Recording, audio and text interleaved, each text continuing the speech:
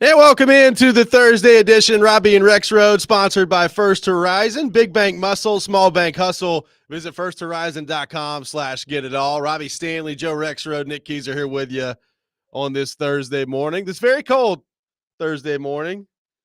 In anticipation, Joe, of the 2025 version of Snowpocalypse that could be upon us tomorrow. Snowmageddon. You ready for it? Is it going to be that bad, really?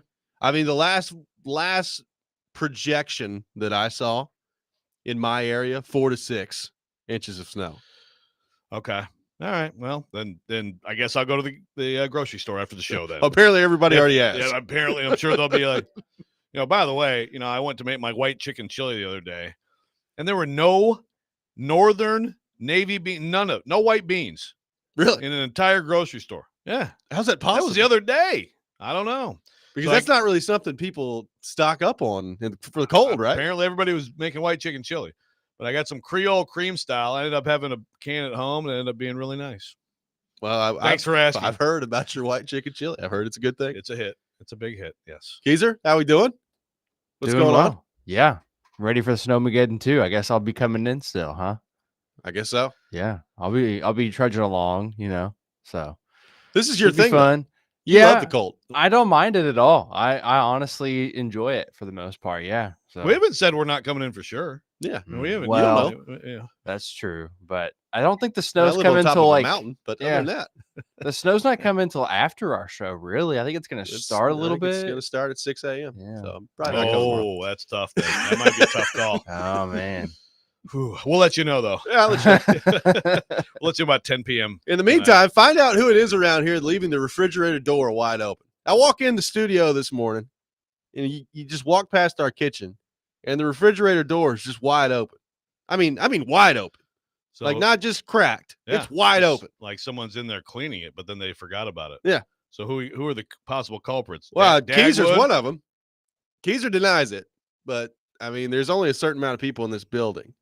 And I wonder, like, how Ren and Stimpy? Yeah, could be Ren and Stimpy right behind you. Yeah, it could be Woody and Jim. Look out for them. But I think I'm going to call them Ren and Stimpy from now. I think Ren is Dagwood. Like could be Dagwood. But I don't know how you just leave the refrigerator door wide open. Like, there's no rules around here. Yeah, that's not cool, man. No, we got to get that. Accidents happen. Just making sure. I mean, accidents happen. I don't know if I've ever had the accident of the refrigerator door I'll just leave wide open. Like I'm pretty.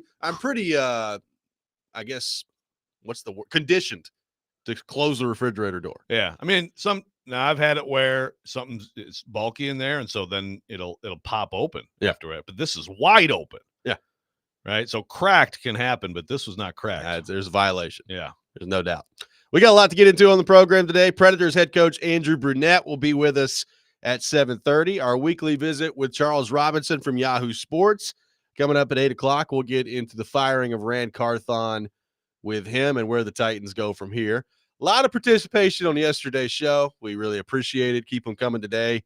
We will do our best to get to as much of your thoughts on this as we can. But the text line was like watching like the stock market yesterday. It was just one thing after another, just coming in all the time. So we appreciate that. Thank you. Yeah, and the YouTube chat, both of them were popping, and a variety of opinions, which is good. Although a lot more opinions my way than PK's way, but that's also good. Yeah, I mean, he did not appreciate your carrying water comments. Still, he brought it up about 1,000 times on his show, too, about how Kuharski's carrying water for Chad Brinker. Yeah, this will be something we'll give him crap about for the duration of Chad Brinker's time in Nashville, which I'm sure will be lengthy. Well, he's planning for a multi-year, rebuild with patience. So there's been a lot of plans around here. Yeah. But, he deserves a little crap. Like I said yesterday, some of this is me just giving you crap. Some of it, I think you deserve a little bit of crap. So here's what I got to thinking about last night as I was kind of mapping out the direction we're going to go here today.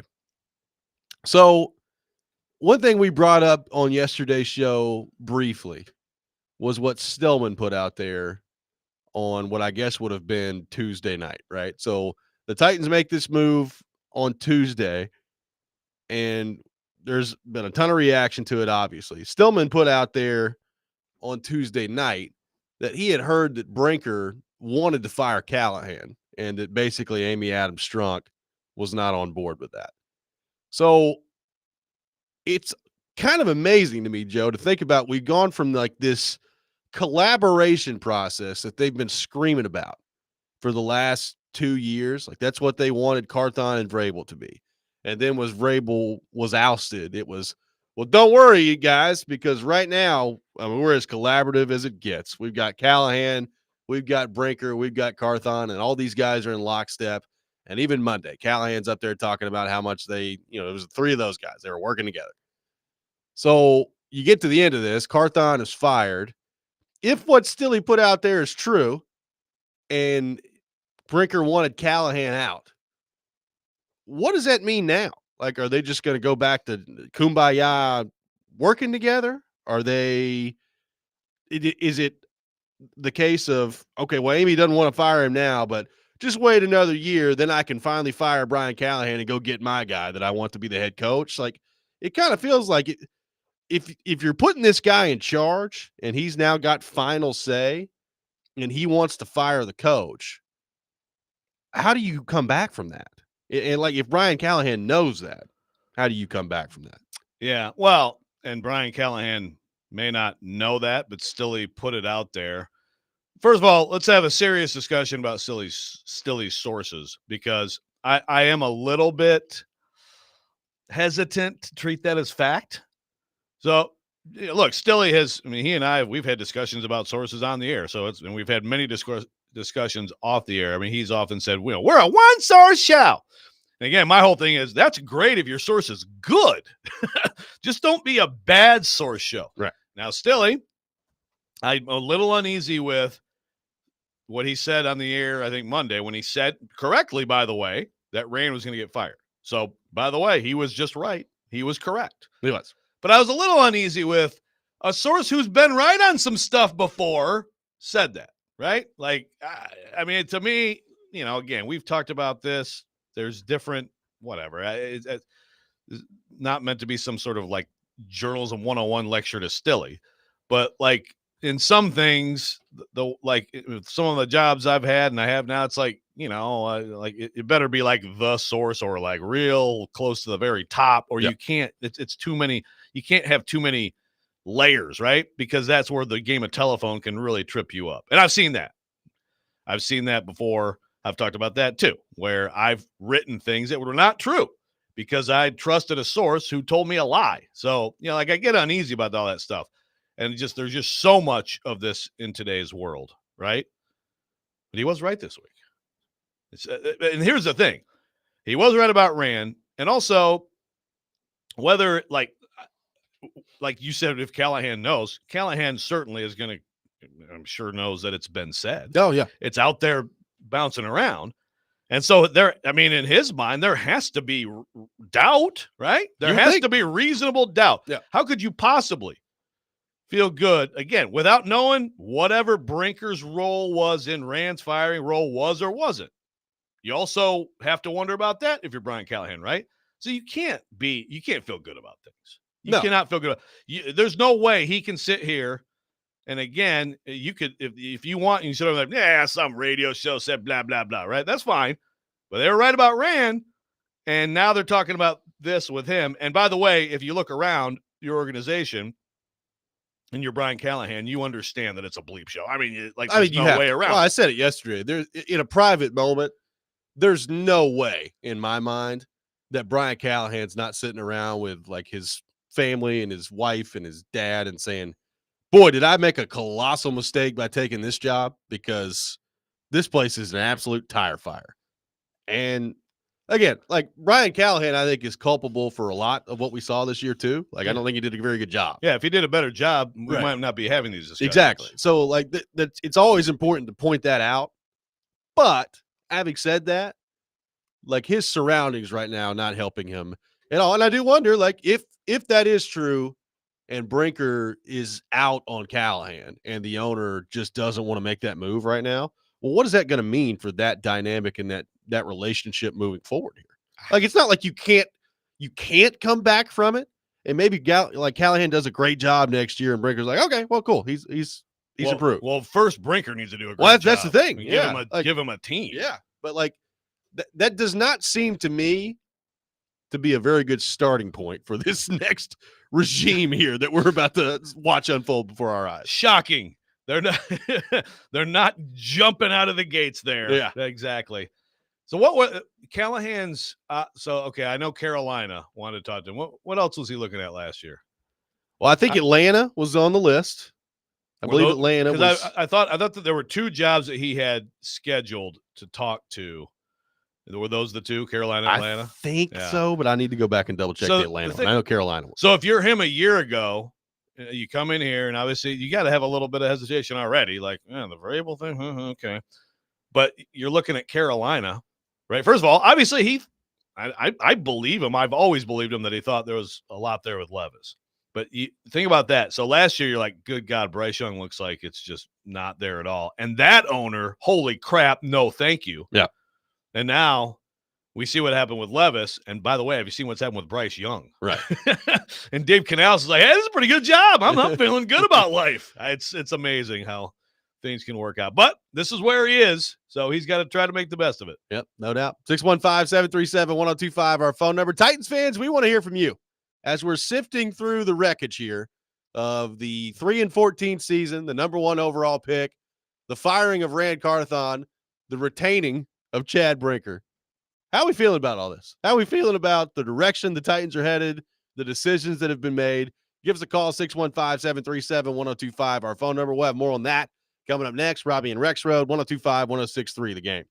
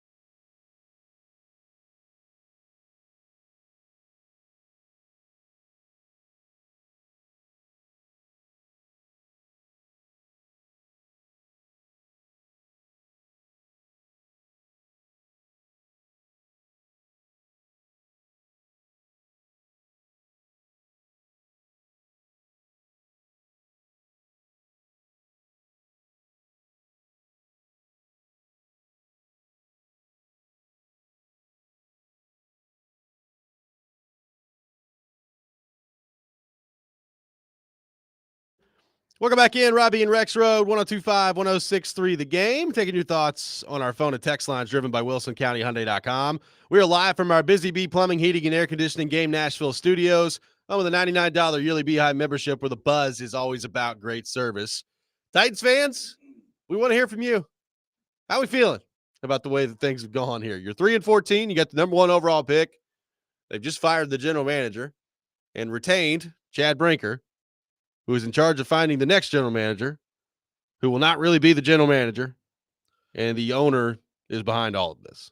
Just as we laid out yesterday, a pattern of just erratic decision-making that has played a big factor into why you are where you are as a franchise right now. I will say, I mean, just, we've talked about this before.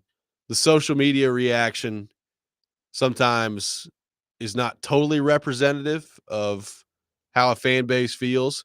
I will say, though, from social media to the fans we heard from yesterday on the radio show, and to, I think, the general conversation that's been out there when I've been in public that I've just heard Titans fans talking about, I mean, almost universally, people are pissed off right now with the Tennessee Titans, and specifically with the owner, Amy Adams-Strunk. Yeah.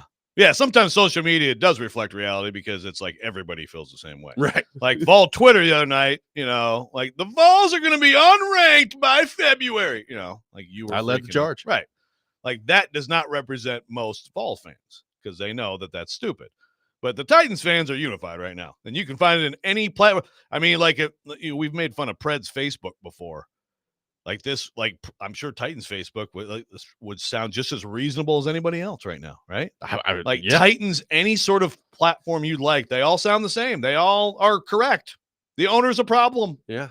Let's go to our 102.5 The Game phone line, driven by WilsonCountyHyundai.com. Welcome in David to the program. David, good morning. Thanks for calling in.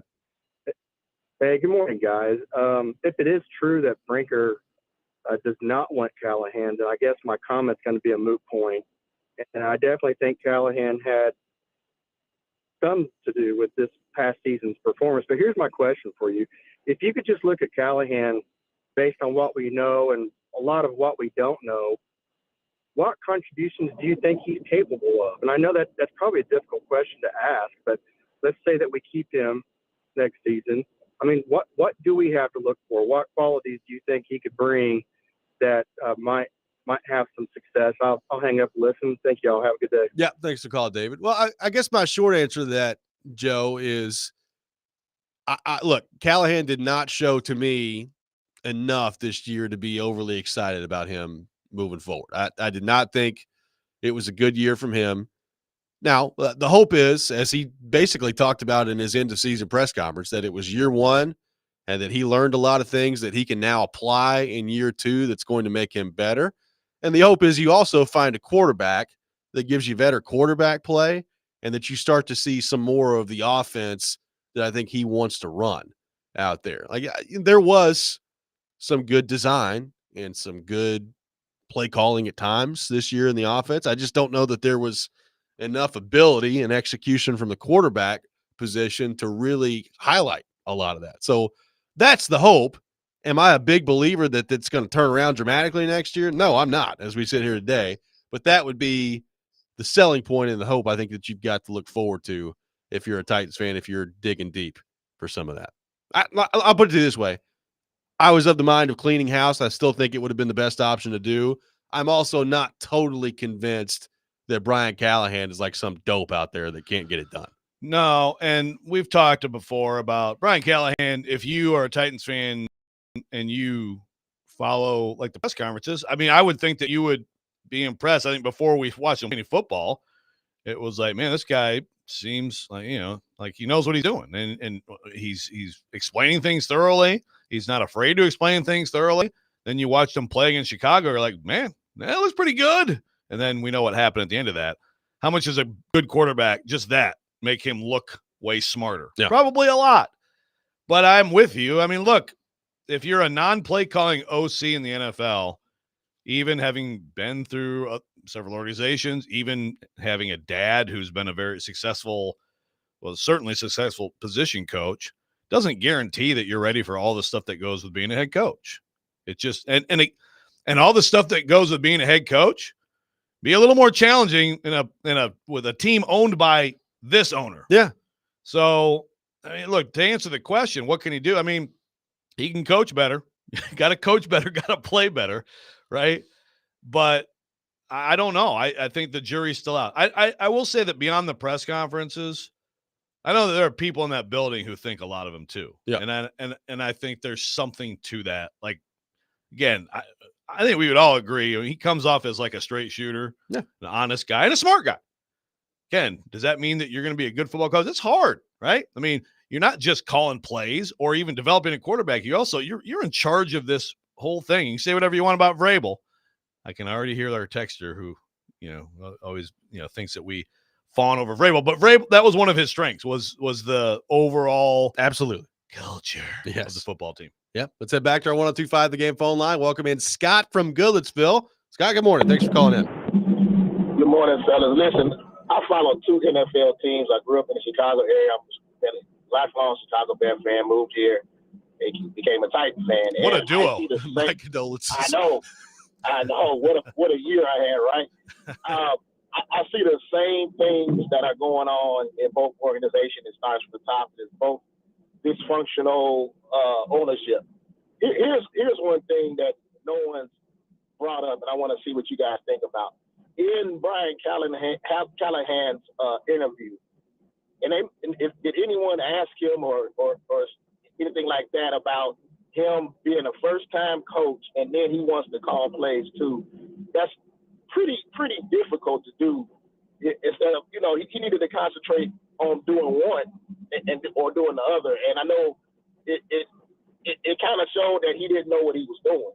But someone in that front office that was interviewing him should have said, no, you need to bring a strong offensive coordinator to call the plays because we want you to run the team. So wanted to see what you guys thought about that. But I'm just glad this regular season over and I'm waiting for some playoffs because my 2 teams were extremely disappointing this year. I'll hang up and listen to you. Thank you, Scott. Appreciate it. A couple things on that, Joe. I don't think that I would view it from the standpoint of was the play calling too much.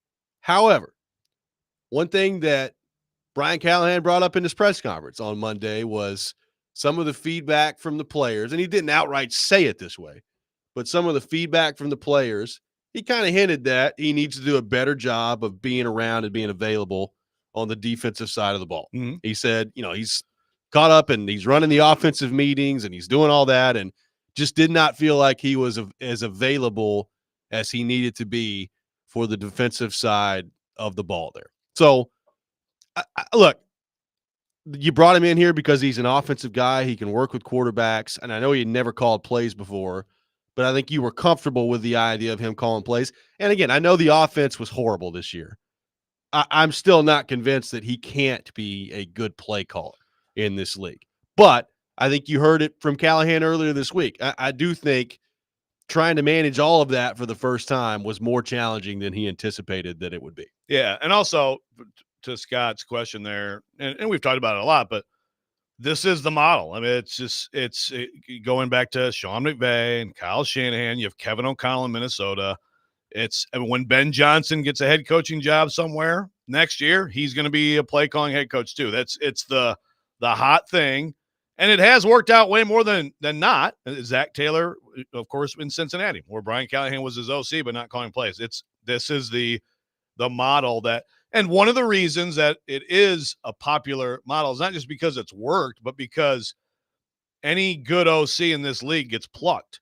And so if you're a play calling head coach, you're insulated. Your team is insulated long term from losing the OC that made everything go. The Lions. I mean, Ben Johnson, man, I don't know if he's going to be a great head coach, but he is a great OC. He's a great play caller. Yeah. There's no doubt. It is a big part of their winning. Absolutely. It's his creativity. And so you take him away from Dan Campbell and he'll hire someone else. But I mean, those are tough shoes to fill. That's what you eliminate if you are a play calling head coach. But yeah, I mean, he did open the door the other day, or he kind of cracked the door to the idea. And if he really isn't available enough on the other side of the ball, that's got to change for sure. That's got to change. I mean, to me, that also, I don't know that comes down to giving up play calling. I do think it comes down to just being intentional. Number one, you need to be intentional with it. But number two, you also need to put together an offensive staff around you. And this is where the OC comes in. And we talk about, I know Big Joe throws this out there all the time. He's not calling plays. Who cares about the OC? But this is where that comes in. You need to be comfortable enough with your offensive staff that they can run some of that either without you or without you having to be the point person all the time of running and installing all the offensive stuff. And if you don't feel that way about your staff, you need to change the staff. No question. I mean, look, Zach Taylor, we talked about this. I mean, something I wrote last year, talked to Zach Taylor on the phone. He's like, you wouldn't believe how important Brian Callahan was. Like, basically, Brian Callahan gave him the roadmap. Now, is this a coach who's just trying to pump up his guy? Maybe, but I mean, that's why these guys get jobs. You can't tell me those jobs aren't important. Those non-play calling OC jobs aren't important. They have to be hugely important. And for him to do more, like you said, then the OC's got to be really good. Yeah, and look, that's still one part of this week that we don't yet know. I think we're going to get some news this week, the way that Brian Callahan laid it out on Monday, that he was going to meet with the coaching staff later in the week. And if there's any changes, then that'll be announced at that point. But, I think we all expect Colt Anderson to probably get shown the door on special teams. I am very curious to see what he does with the offensive staff too. I don't know that I would say I would be disappointed if he brought it all back status quo on the offensive side of things, because look, maybe it is with the coaching staff, you're just relying on better quarterback play and you feel good about your process. But I am interested to see if there's a change made there, but specifically at OC. Like, did Nick Holtz show him enough where he feels comfortable bringing him back as OC next year? Don't forget O-line coach. Yeah. O-line coaches. Yeah. Dad, sorry, just didn't work out. No, I mean, in all seriousness, yeah, sometimes you'll just have a position coach fired, and it's obviously stuff we didn't know, but it wasn't good enough. I could buy on either side of the ball some upgrades needed at position coaches. 615-737-1025, our phone number. Hit up our phone line. We'll give you some more chances to air your grievances with the Tennessee Titans and your questions moving forward about what this could look like heading into next year. We'll get more into that next. Robby and Rexrode, 1025-1063, The Game.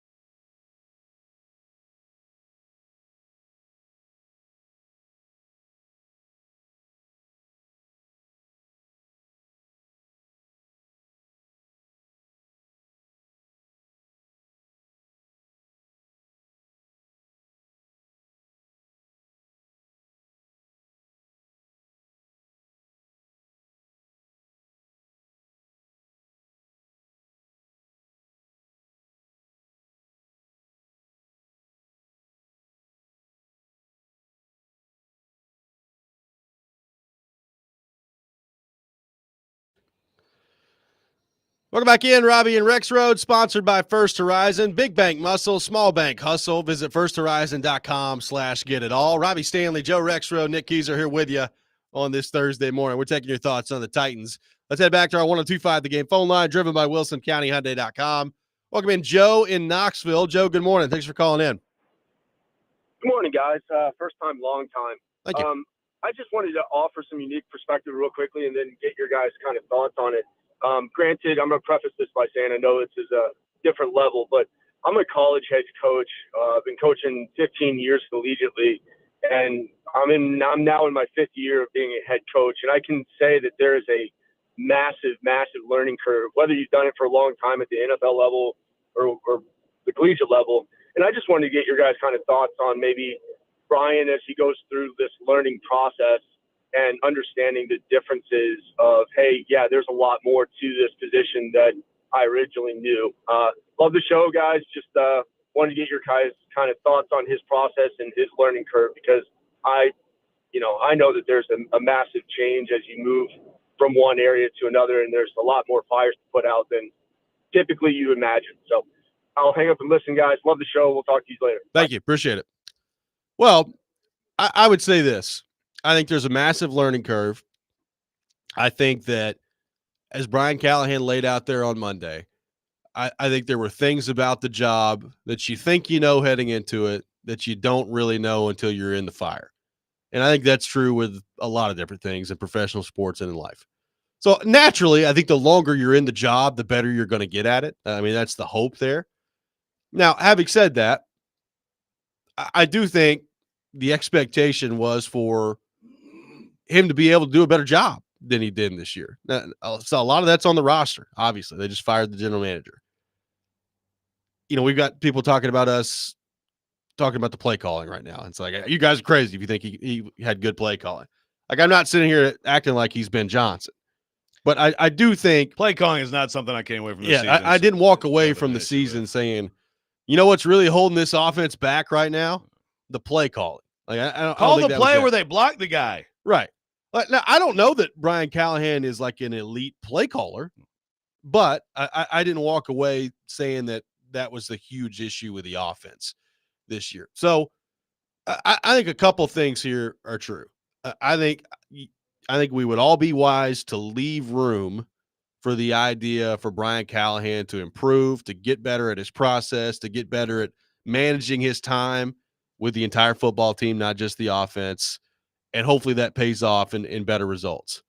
I also think that everything that Joe, the caller, just laid out there about the challenges is true. And I think you can magnify that with this team, with this owner, and with this absolute tire fire that's going on around it. It makes it that much more difficult.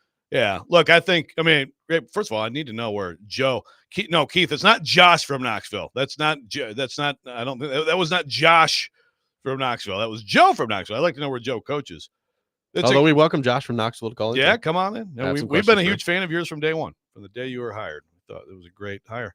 It's been all show. Yeah. But it's a great point. Yeah, look, I think in the NFL, it's hard to sometimes have the time to, right? I mean, we just saw Gerard Mayo bounce after a year. I mean, I guess I'll give Robert Kraft some credit for being like, well, I put him in a bad spot, but okay. So if you put him in a bad spot, you could let him go and keep, figure. I mean, look, it's because they're going to get They're going to get rid of him. Yeah. But or trying to anyway. So I think there's a lot to it. It's interesting, Joe being a college coach. I think there's sometimes you could argue there's probably more outside headache stuff as a college coach, right? Yeah. Especially depending on the level of NIL and stuff, but even just like academics and things like that you have to. Whereas here, it's like everybody's just football all the time. But then again, when you're in an environment like the Titans clearly have, boy, do you have stuff other than football to figure out. I mean, he's trying to figure out a labyrinth of backstabbing, again, Game of Thrones stuff to go with everything else. I think Brian Callahan, I would not be surprised at all, and I would almost bet on it, that at some point, in the next 10 years, wherever he may be, we'll be talking about Brian Callahan's a pretty good coach. I could see that. And maybe he's not ready to be right now. But I think he's got the intelligence, the background, the humility to do so. Question is he going to get a chance here? Well, and again, going back to our conversation to begin the show, if the now decision maker of the Tennessee Titans, at least in terms of the step under the owner decision maker and Chad Brinker, is out on him, what does that mean? Like, how much of a chance do you have heading into next year? And well, my next question, and you kind of brought it up earlier, but it's like, okay, so out on him just thinks he's bad. Right. Or out on him because there's someone that he wants to bring in. Right.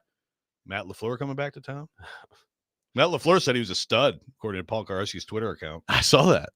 Thanks, Paul. Yeah, I saw that. I'm sure that Matt LaFleur and Chad Brinker did spend a lot of time together. Yeah. So, but that seriously, if that is the case, because that's a big question. Okay, great. You have your dream coach. Again, who would it be? Who knows? Or you just think he's bad. That's what I don't know. And by the way, would anybody trust Brinker's judgment on anything? I mean, that's what I get back to in this. Still, I know we talked about it all show long yesterday, but it's still just almost unfathomable to me that we're sitting here talking about the firing of Red Carthon and Chad Brinker, who has been joined at the hip with him the last 2 years, just walks out of this not only scot-free, but with more power and more say and all decision-making for the Titans moving forward here. Something else, I'll tell you what. And we continue to get questions about, like, is the next general manager going to come in and change things? It's hard for me to get there with knowing that Chad Brinker is the decision maker. Now, look, maybe a lot of this was ran behind the scenes. I have no idea. Maybe a lot of the problems that are with this team right now were because of Rand primarily. I don't know, but it's hard for me to believe that. Like, it's hard for me to believe that it's like, oh, this was really the guy that was holding us back from being great. Like, this guy, and now that we're rid of him, this combination with Brinker moving forward here is the way for them to go. And the playoffs are around the corner, and they'll be building a Super Bowl contender shortly here. Yeah. If all the bad decisions were fighting, fending off Brinker or whoever else, and absolutely, man, nope, we're doing this on all the bad ones, well, then, hey, I guess maybe they got it right. But what I've got so far is Rand took naps on the freaking plane. Oh, no. Yeah. We know what the product is. Again, I'm not arguing. Got to parse this. I'm not arguing he did a good job. I'm arguing they didn't do a good job. Yeah. We've asked this hour, Titans fans, how you feeling kind of sifting through the wreckage of all this? This has got to be, I think, beaten down is probably the way to put it. Number one, you had to watch this season of football. And this was, if not the worst, certainly on the short list of worst football seasons that we've ever been a part of here in this town. And now in the immediate aftermath of that, when there's like, you're like, oh, good. Thank God we get to the end of it. And there's at least the number one pick to look forward to. You go this route if you're the Titans and your ownership. And it just makes you question everything about moving forward here. Like, I'll ask you this. They've got the number one pick. Do you feel good about their process right now to come away with the best possible option at number one? Like, do you feel good about, and I'm asking all Titans fans this, not just you. Like, do you feel good about the path now with this decision that has been made by the owner to go with Chad Brinker, who, regardless of the way they want to sell it, has been heavily involved at the minimum of what they've done the last couple of years to make the right choices with the number one overall pick and beyond? It's not just the one overall process. Pick. Yeah, it's the same thing. Like, it's hard. I think it's hard for anybody, even the most optimistic of Titans fans, to get there. What they're trying to sell now is, I guess, basically this is going to be the Packer. This is going to be the Packers model, right? Whereas when they brought in Rand 2 years ago, this is going to be the 49ers model. Or really, it was a year ago when it was like, now with Vrabel out of there, now it's the 49ers model. Okay. It's the same people. Yeah. You took a person out.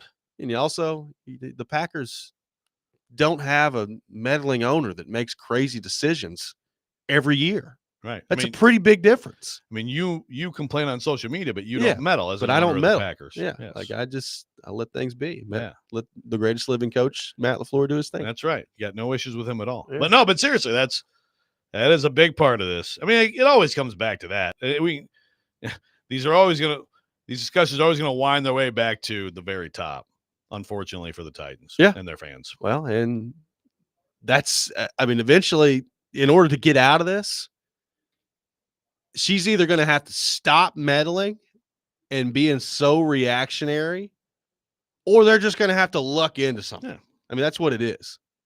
Maybe Brinker just goes on an incredible run after hiring his assistant to the regional manager job that they're advertising right now. Do you watch Game of Thrones? I do not. Okay. Multiple people in the text line are saying he's Littlefinger. I did not like Game of Thrones. Katie is watching it for the 4th time right now. Seriously, the 4th time. And thinks it's the greatest show of all time. I didn't think it was that good, but apparently he's Littlefinger. So good to know. Yeah. Congratulations, Chad. Yeah. All right. There you go. The best and worst things in sports coming up next. We'll take your best things, your worst things on our text line, driven by WilsonCountyHyundai.com. Robby and Rexrode, 102.5, 106.3 The Game.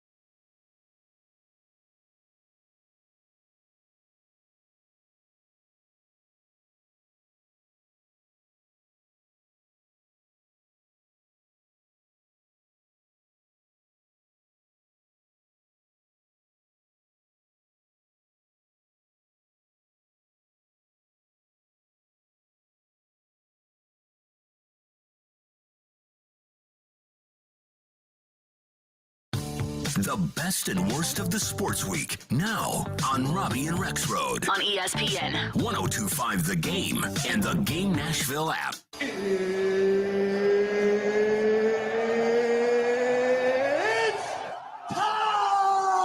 This is the worst. You look like you're feeling sorry for yourself. You believe in miracles? Yes! Unbelievable. He's one of one. He is him. This is a Coke bottle. It's not a crystal ball. When I woke up this morning, I was feeling pretty dangerous. Okay, let's go. It is that time of the week. Time for the best things, the worst things in sports. We'll take your best and worst on our text line driven by WilsonCountyHyundai.com, 615-737-1025. Joe Rexrode, your best and worst things in the world of sports. Was my best thing last week SEC basketball? It wasn't, was it? I don't think so. Okay, well, that's my best thing this week. I mean, guys, it's like every night. I mean, it's every night. It's ridiculous games. Saturday, if anybody missed the Florida-Kentucky game, 106-100 in regulation. That's a college basketball game, 106-100 regulation. Let's see. Last night, Texas A&M wins 80-78 at Oklahoma. Ole Miss wins 73-66 at Arkansas, which is, boy, a tough start for Cal. Kentucky lost at Georgia the night before. Of course, we know Tennessee lost by 30 to Florida, which is a toughie. But SEC men's basketball and women's basketball, which has been great, are both amazing. My worst, I'll let you guys do whatever you want to do, if you want to do it with the Titans or something else. I will say this is sports adjacent because they may change the game Monday, but the wildfires out in California are absolutely awful. Man, just, so much gratitude to the firefighters dealing with that right now. People, I mean, there's a lot of people have lost their homes. It's scary, and I hope they can get that under control today. And, of course, it is affecting the sports world, which doesn't mean anything, but that's why I brought it in. For sure. Nick Keezer, your best and worst things in the world of sports. Yeah, just some quick hits here. And I'm getting back into what I used to feel like I was watching more consistently when I was growing up, which is college football. And my buddy and I watched a lot of the college football games and excited to watch the other ones that are coming up. Obviously, it's the semifinal tonight. And by the way, we'll have coverage of that radio-wise here tonight, so stay tuned for that. But yeah, I think that's probably my best is just the stuff that's going on there and the excitement that's around the Penn State Notre Dame game. Then obviously looking at the other one as well that's coming up tomorrow. So should be a fun Snowmageddon watch if we end up getting snowed in. So that'll be fun. But my worst in sports, just taking away everything with the Titans, is just how the final authority is with Brinker. Like, I don't understand their continuity here that they're just going to roll along with. It doesn't make any sense. Not a huge fan of things. And honestly, it's not a good look for them whatsoever of how they've run things. We've done a good job as a station covering that. So catch up. We're still talking about it now. And then also my honorable mention, Robby, Christian Watson, man, that sucks. Yeah, not good. Towards ACL. So he's going to be out. Yeah. Probably well into next year. And I mean, the guy just can't stay healthy. It's tough. He's been dealing with hamstrings his whole career, ankle earlier this year, and now he's blown his knee out. So probably a case where you're going to end up looking at the end of it where a guy that's really, really talented but can't keep himself on the field. And how many times have we seen that in sports? In the NFL, that's usually the story. Yeah. I mean, that happens a lot. My best thing in sports, Mike Matthews back at Tennessee. Kind of got swept under the rug this past week, but he's back, which thank God for Tennessee, because if he wasn't, a lot of work would left to be done in the wide receiver room. They've continued to add there. They got the kid from Alabama, so we'll see if there's some development that takes place with their wide receivers that's next. But Mike Matthews back at Tennessee was a welcome relief, I think, for a lot of Vols fans who were in absolute panic mode before that. Yeah, that would have absolute panic. That would have been rough. You got more work to do. And I got some questions, about next year's team. But, yeah, you needed that one to be answered. My worst thing, you see this Jimmy Butler situation with the Heat? So Jimmy Butler and the Heat, I mean, their relationship has come to an end, which, by the way, I mean, there's a pretty consistent pattern of behavior of that happening with Pat Riley. Like, there eventually comes a point where you want to get paid and he's just not going to do it. And then it leads to nastiness. Well, they've suspended Jimmy Butler for 7 games for conduct detrimental to the team over the course of the past few weeks. It's been an ugly mess. Riley is a big instigator in all this, but like the Jimmy Butler part of this, he's always kind of marched to the beat of his own drum, and it's cool when he's bought in and he's your guy and all that stuff. But the fact that it's devolved to this point is a little bit ridiculous. It's the 7-game suspension for conduct detrimental to the team while he's up there with his green hair yelling about getting traded at the press conference is good stuff. Remember the good times. Remember they weren't that long ago. They weren't. Remember the good times. Like who? I'll take him on the Warriors. He wants Give it a this shot. big contract. He's 35 years old and can't stay healthy. So I don't. Yeah, he's a little bit I don't really delusional. know what he's talking about there. He is a little bit. By the way, an honorable mention this week is my gosh, what the heck is UCLA coach's name? Jeez. Mick Cronin. Thank you. Did you see? How did I know that and you didn't? Yeah, that's ridiculous. Well, that's just my brain. Yeah. Did you see what he said? No. Oh yeah. Oh, you got to listen to his presser. He called his players soft. He also said, it'd be worth finding the sound at some point. He called them delusional. Basically, he's like, nice kids. They're just delusional. They think they're way better than they are. They're nice kids, but they're just soft. Oh, he went off, man. He went off. I got one texter that says, the worst thing in sports, 25 years ago, receiving Madden 2000 for Christmas and choosing to play as the new team on the game, the Titans. Worst decision I've ever made. It's from an unnamed texter on the text line. Good stuff. Is this to say that this is and this was like how you became a Titans fan? Yeah, I think so. Yeah. Well, we had this thing yesterday. Okay. Jared versus Joe, the fake win for Jared. Caroline's reasoning was because he's been calling for Rand to be fired. Like, he calls for everyone to be fired all the time. Yeah. So if someone gets fired, Jared wins. But we have this point again. 3 years ago, Robbie, January 22nd, 2022, the Titans played as the number 1 seed at home. Yes. Okay. That season, my son, I bought his Christmas present was season tickets to the Titans. He had season tickets that year to the Titans. And my whole thing was, you need to be a fan of this franchise. I'm not going to let you be a Lions fan. Yeah. And the role reversal in 3 years is pretty unlievable on that one. And my reasoning was totally sound. And now it's like, what can I say? I just obviously have no clue as a parent. Exactly. Now it's like, please, for the love of God, remain a Lions fan. Restore the roar. The roar is restored. Lions fan. 615-737-1025. We'll take more of your thoughts on the Titans coming up next. Andrew Brunette will be with us at 7:30. And there's another thing on the Chad Brinker part of this that I want to hit on coming up next, Joe, with a big move that the Titans have made and that we will continue to evaluate heading into next year that Brinker was involved with. We'll get into that coming up next. Robby and Rexrode, 102.5, 106.3 The Game.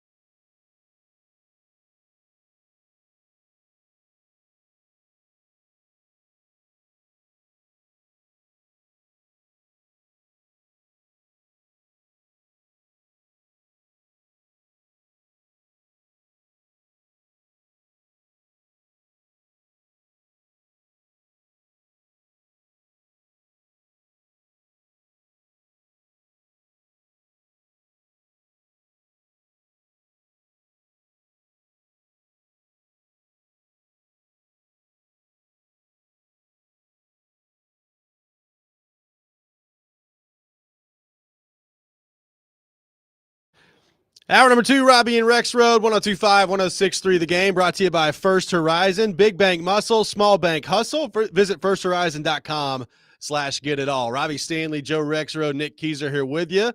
We will be joined by Predators head coach Andrew Brunette coming up at 7:30. Charles Robinson from Yahoo Sports will be with us at 8 o'clock. I'm very fascinated to get Charles's thoughts on everything that's gone down over the last few days here. Me too. I can't wait for that. By the way, on our new intro, which, again, shout out to Chase for adding the biscuit. How come yours like edge rusher, right tackle? I know they pick me like as calm and yeah, I guess asleep as humanly possible. But you're yelling about I get to be like and biscuits. I guess it's balance, right? Yeah. Yes, you balance me out. Although, according to Katie, after yesterday, she's done listening after all my screaming. Wife I don't believe and that. daughter were both texting me, "Stop yelling!" yesterday. Stop yelling. And I'm like, I'm not that. Is it that bad? I had somebody It got a little bit too much. I had somebody text me yesterday that said that the 7 o'clock hour of yesterday's show was the best thing in the history of 102.5 The Game. Okay. Well, then maybe I should yell more. I'm just saying. That's what I was told. There's a variety of opinions. There were people yesterday who were, PK, you're dead on. And a lot of people were saying, hey, PK, why don't you carry a little bit more Brinker water? How much Brinker water are you going to carry, PK? Which he thoroughly enjoyed. Yeah. Let's head back to our 102.5 The Game phone line, driven by WilsonCountyHyundai.com. Welcome in Ed in New Jersey. Ed, good morning. Thanks for calling in. Hey, good morning, guys. So to me, I'm, again, trying to make sense of all of this. It's almost like, and I guess a lot of NFL teams are like this, but it's almost like a startup. I mean, if you think about all the key positions, whether it's the front office or the coaching staff, how many people had no experience for the head coach, the coordinators, GM, president of football operations. And I heard last night that, I guess Terry McCormick was the one I think I heard it from or saw it from, that Thomas Dimitroff is on the list. Now, I don't care if he's had a great record or bad record. I just think they need an adult in the room. They need somebody who's been there and done that before. But, who knows how it'll work out.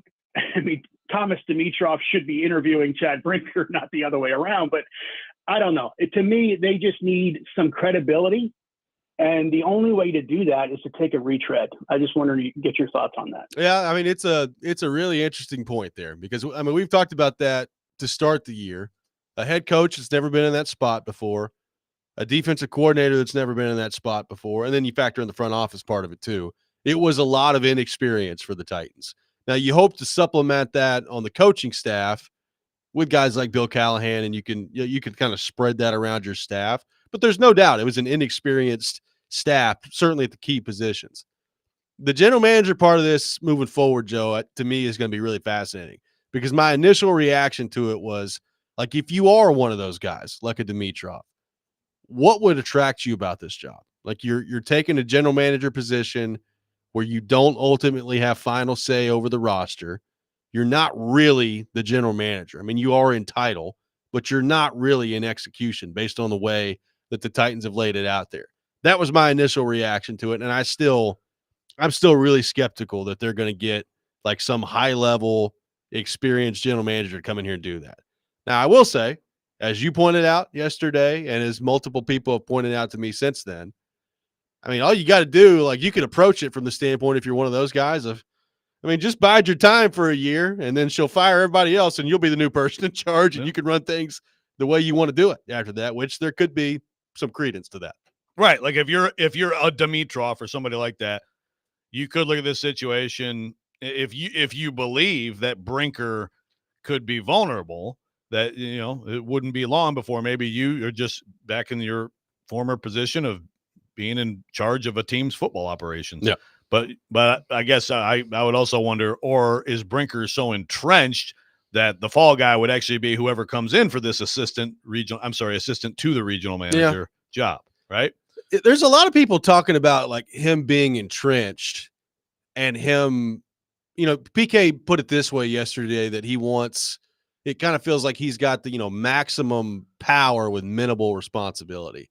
And I just don't see it that way. Like, even if that's the case now, who's to say that doesn't change immediately with this owner? Well, certainly. Good. Yeah. And if you've got final say of the roster, to me, there's pretty good responsibility there that's laid at your feet. The Brinker part but of this, we must have patience, Robbie. Yeah. Good luck with that. Give it 3-5 years. Yeah. On the Brinker front, so I want to credit Zach Lyons because he pointed this out yesterday. As Nick brought up in the update, there's a lot of potential general managers that they're requesting to speak with, they being the Titans. And one of those is Mike Berganzi in Kansas City, the assistant GM with Kansas City. And Zach Lyons brought up a piece that Kuharski put together after the Snead trade, kind of detailing how that all went down. And there's a pre-existing relationship between Brinker and Berganzi in Kansas City. So, number one, something to keep an eye on in terms of maybe a potential hire for the Titans. And number two, it just kind of reminded me exactly of what we're talking about here in terms of trying to separate Carthon and Brinker. Like going back to the Snead trade. I just want to read you a line from Kuharski's piece there, because Kuharski did a pretty good job of kind of outlining, this was back in March, of how this all came together. And this is a line from that. Brinker had a pre-existing relationship with Kansas City assistant general manager Mike Berganzi, so they did most of the talking. The newly structured Titans front office will regularly operate that way, leaning on the relationships that they already have and using them to their advantage. Why didn't Paul mention this yesterday? That's interesting. As we're talking about Brinker, he didn't mention Brinker's huge role and credit in the Snead trade. Yeah. I mean, again, just because you're having the conversation, this is similar to the draft board conversation. Like Ryan Cowden set the draft board, right? It's like, okay, well, that's what his response. It doesn't mean he was making the picks. So just because Brinker was having the conversations with Berganzi doesn't necessarily mean it was like him banging on the table for L'Jarius Snead. But when you go through some of these comments, like he talked with Carthon and Brinker about all this, and they talked about how they're basically what they've been saying for the last year. Yeah. They're all in lockstep together. They're making decisions together. They're looking at medicals together, all these things. And now we're sitting here trying to separate the two.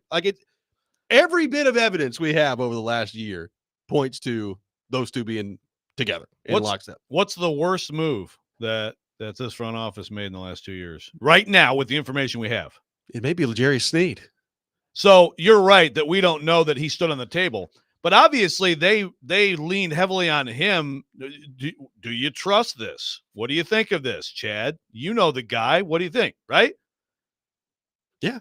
So I don't know how you couldn't. So I'm giving him more credit than Rand for the worst move they've made.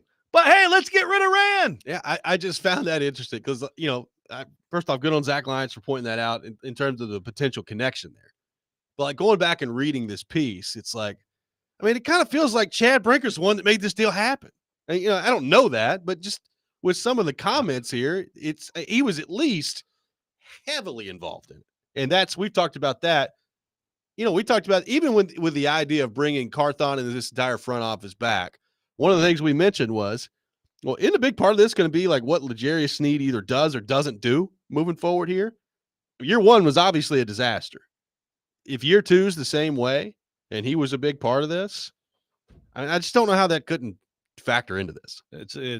It's amazing. I mean, this is like, if you ever have like onions in with other food in like a bag or something like that, like the other food is going to smell like onions. Yeah.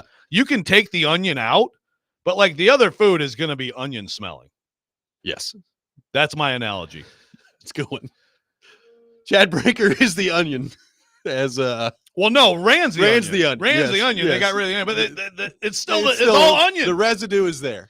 By the way, you're getting booed from the next room by Keezer as well. Thank you. Anytime I can do a food analogy. But to Ed's call too, I will say this: he's right. I like the analogy of a startup. But I'm going to go to another franchise again. The Detroit Lions, first-time coach, first-time DC, first-time OC, first-time GM, first-time assistant GM, all that stuff, 3 years ago or whatever. Yeah. And so I think that there's probably more of that than you realize in this league, right? But you do probably, ideally, you want somebody in there. I think with the Titans, it was Bill Callahan, right? Like, yes. He and there's some older guys on D too, on the defensive staff. But I mean, it does happen in this league where you have everybody getting their first shot, and sometimes it works. Sometimes it very much doesn't. Yeah. And, let's say they do bring in an experienced quote unquote GM, whether it's Dimitrov or somebody else, somebody that's been around the league and has had a pretty good track record of success. Well, how much power are they going to give this person? Like, we talk about Brinker having final say. I mean, that doesn't necessarily mean that he is making every decision, but it does mean that he's like approving every decision. Like, they're not going to do something that he doesn't want to do. So I guess moving forward, depending on who they hire at GM, how willing is he going to be to let the general manager operate from the standpoint of being open to listening to new ideas? I don't know. I don't know what the answer to that is, but it's just hard for me to really get there too much, because when you have final say, ultimately whatever decision is made with the roster comes down to you. And that means you get credit when it goes well, even if it's not your idea. It also means you get the blame if you don't stop it from happening when it doesn't work. Yeah. The way I look at it, he's the GM, but I think to your question, if it's like someone who was with him in Green Bay, then that person's he's just his top scout. Yeah. He's just assistant GM. Now, if it were to be somebody like Dimitrov or somebody like that, okay, well, then I could buy that there'd be a little bit more. I mean, look, just by the accomplishment and experience, a little bit more possibility of that person, I would hope carving so. out some territory. Yeah. Right. And then what'll happen is if things go well, then Brink will get the credit. If things don't, then that guy will be out. Yeah. There you go. It works out perfectly for Chad. 615-737-1025, our phone number. More of your thoughts to get to on the Titans. Predators head coach Andrew Brunette will be with us at 7:30. All that ahead. Robby and Rexrode, 102.5, 106.3 The Game.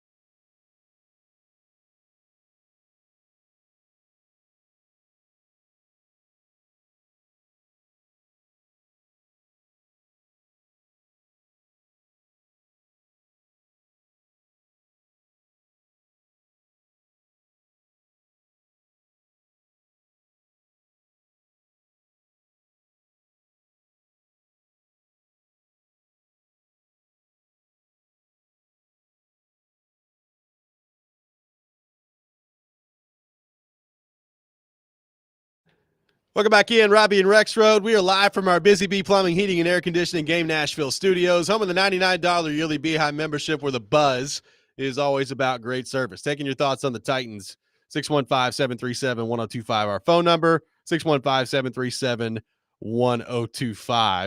A lot of reaction the last couple of days to the firing of Rand Carthon. I got a text that says, Carthon is on record saying we checked every box. They went 3-14. I think that's the reason he's gone. Again, as I tried to point out yesterday, the dysfunction of this organization has now led into the conversation of the Brinker part of this and how it's mystifying to me that he's still here.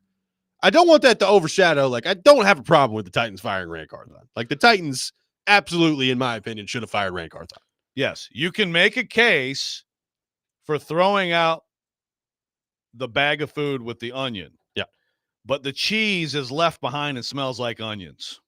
That's stupid. Keep going with this. No, I'm just going to keep going with I like it. Okay. By the way, I get excited, everybody. We've had Rob, we've had Ranahan or Callahan or whatever you want to call it. I like Ranahan personally. Yeah. I have a new name for the new power structure of the Titans. I will unveil that in the 8 o'clock hour. I want everybody to get excited. And it's not Joe's Snack Shack, right? Because you keep talking about food. Joe's Look Snack at you. Shack. Well, I talk about food a lot. No, you know what it is because you've got my sound ready for it. So you can't tell my secret until. Did I tell you what the actual name is? Yes, I did. You did. Oh, it's fantastic. You're gonna love it. I can't wait to hear it. Yeah. By the way, Stilly texted me, and he does bring up a fair point on the Lions. Anthony Lynn was their OC first year, then they went to Ben Johnson. So okay, so they had, and he also said Campbell was in the room. I don't care about that. I mean, for the most part, it was all new. This happens a lot. I would actually love to see that breakdown. How many NFL teams go with or have gone with new head coach, GM, both coordinators? Yeah. I have no doubt it's happened some, but probably not a ton. I mean, that's just I think it's a hard combo to really walk into, right? Of just first time on all of it. That's tough to pull off there. It does happen, but I can't imagine it's like an overly popular thing. Because I'm thinking of regime changes recently. For example, like the Commanders' first-time GM, who the number 2 guy, who by the way said, "No thanks, Titans. I think I'll just not even interview." But how about Rand? Yeah, you guys should talk to Rand. Yeah. But anyway, Adam Peters went in, but of course they have an experienced head coach there. Correct. For example. So yeah, it's probably better to try to have somebody. Yeah. Among those 4 who's done it before. You would think so. Now, I guess I talked about the incoming general manager. If you are one of those guys, what would be attractive about this job? Does Brinker want that? Does Brinker want a Thomas Dimitroff or somebody of that mold that's done this job before? Or does he want somebody that he's worked with in Green Bay that he knows that he works well with, even if they don't have the same experience there? What's he looking for in this process, I guess, is the question. It's a great question. Yeah, is he looking for just another buddy? I mean, he and Rand were like brothers, right? I think so. They were said to be like brothers. They were thick as thieves. Yeah. They were absolutely. But in all seriousness, they didn't know each other much before Rand hired Chad to come in here and be his subordinate. Yeah, does he want someone who basically he knows and basically will be his assistant, or someone with a totally different perspective? To me, if you want to win, you're probably better off trying to get one of these experienced former GMs, right? Yeah. Now, that kind of goes they've been all about collaboration, right? How important that stupid word that they've thrown out there for the last 2 years. Yeah, it's worked really well. I mean, if they go that route, you would think that he would want somebody that he's worked with before.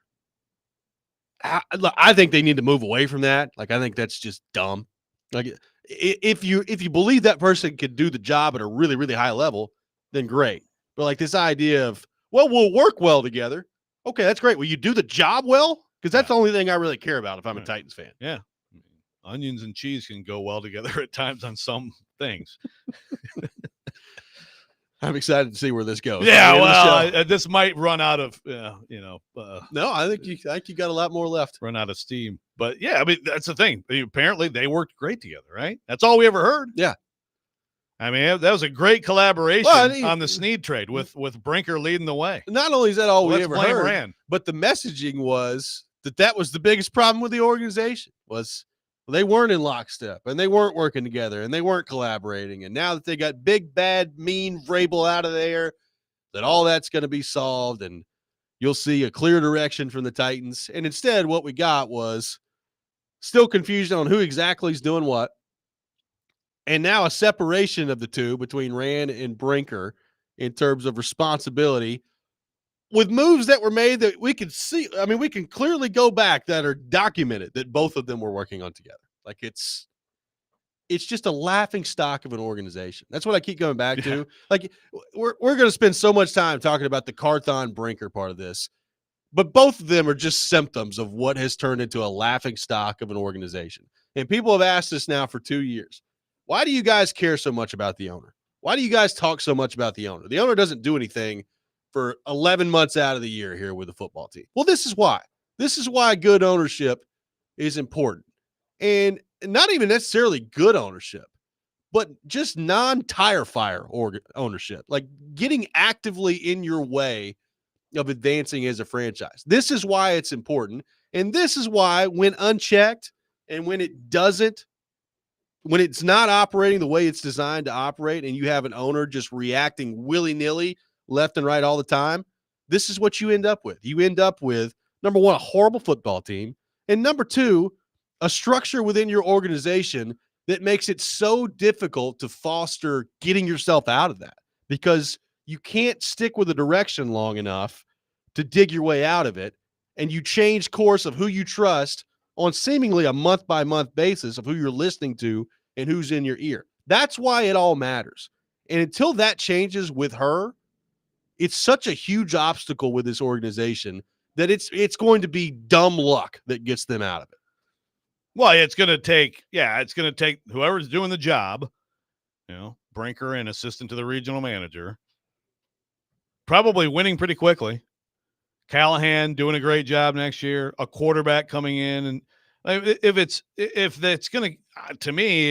they continue to struggle and even if they show incremental progress, then I think that there's just going to be more changes. One thing we've got into, Robbie, which was a part of Stillie's fake win, although I see you laughing about something. I am. All right, so real quick, Stillie seems to believe that this Josina Anderson thing and how they're trying to do this, which is basically, again, they're hiring a real GM, as they made that very clear in the Titans Online story, but that they've essentially made Brinker the GM, which would violate NFL rules, and they could be in trouble here. So he thinks there's something to that. That's something to keep in mind. It's something to keep in mind. I heard you guys talking about that yesterday.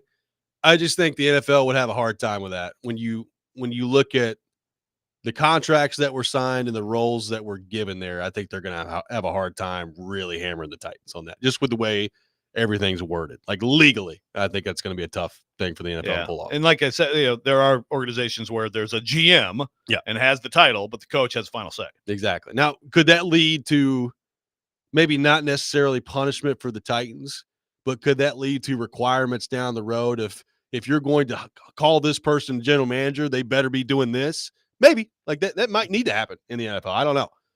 Scott, I hope this isn't your name that you've given later that I'm about to ruin. But Scott on the text line says, Strunk and Brinker, stinker. That's pretty good, Scott. To the point of onions. Vrayran to stinker. Yeah, that's right. We had Vrayran. Yeah.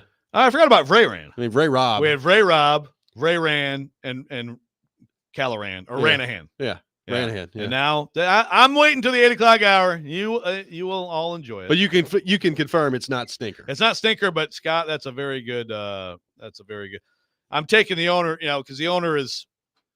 We haven't had the owner in the name, right? I kind of like stinker. I'll be honest with you. I like stinker too. I mean, that can be. Look, you can have multiple names. Like Tom Brady's called the Pharaoh. Apparently, I didn't know that. Terrific Tom or whatever. Sure. We'll be joined by Predators head coach Andrew Brunette coming up next. Charles Robinson will be with us at 8 o'clock. All that ahead, Robby and Rexrode, 102.5, 106.3, The Game.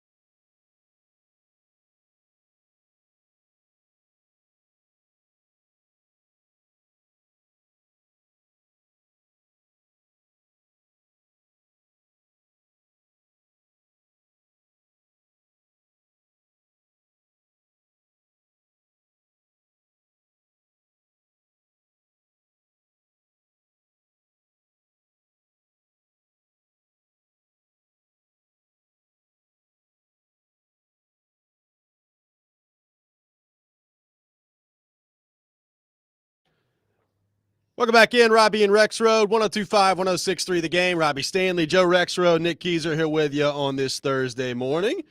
And we head to our 102.5 The Game phone line, driven by WilsonCountyHyundai.com, and say hello to Predators head coach Andrew Brunette. Andrew, good morning. Welcome back to Nashville. A long road trip for you guys. How you doing? Good morning. Yeah, doing good. Yeah, long road trip. Feels like the whole year's been it's been a road trip right now. But Happy New Year. It's been a little while. Yep, Happy New Year to you as well. So a road trip that began on the 27th of December in St. Louis. You got back to Nashville, I think, for like a day and a half.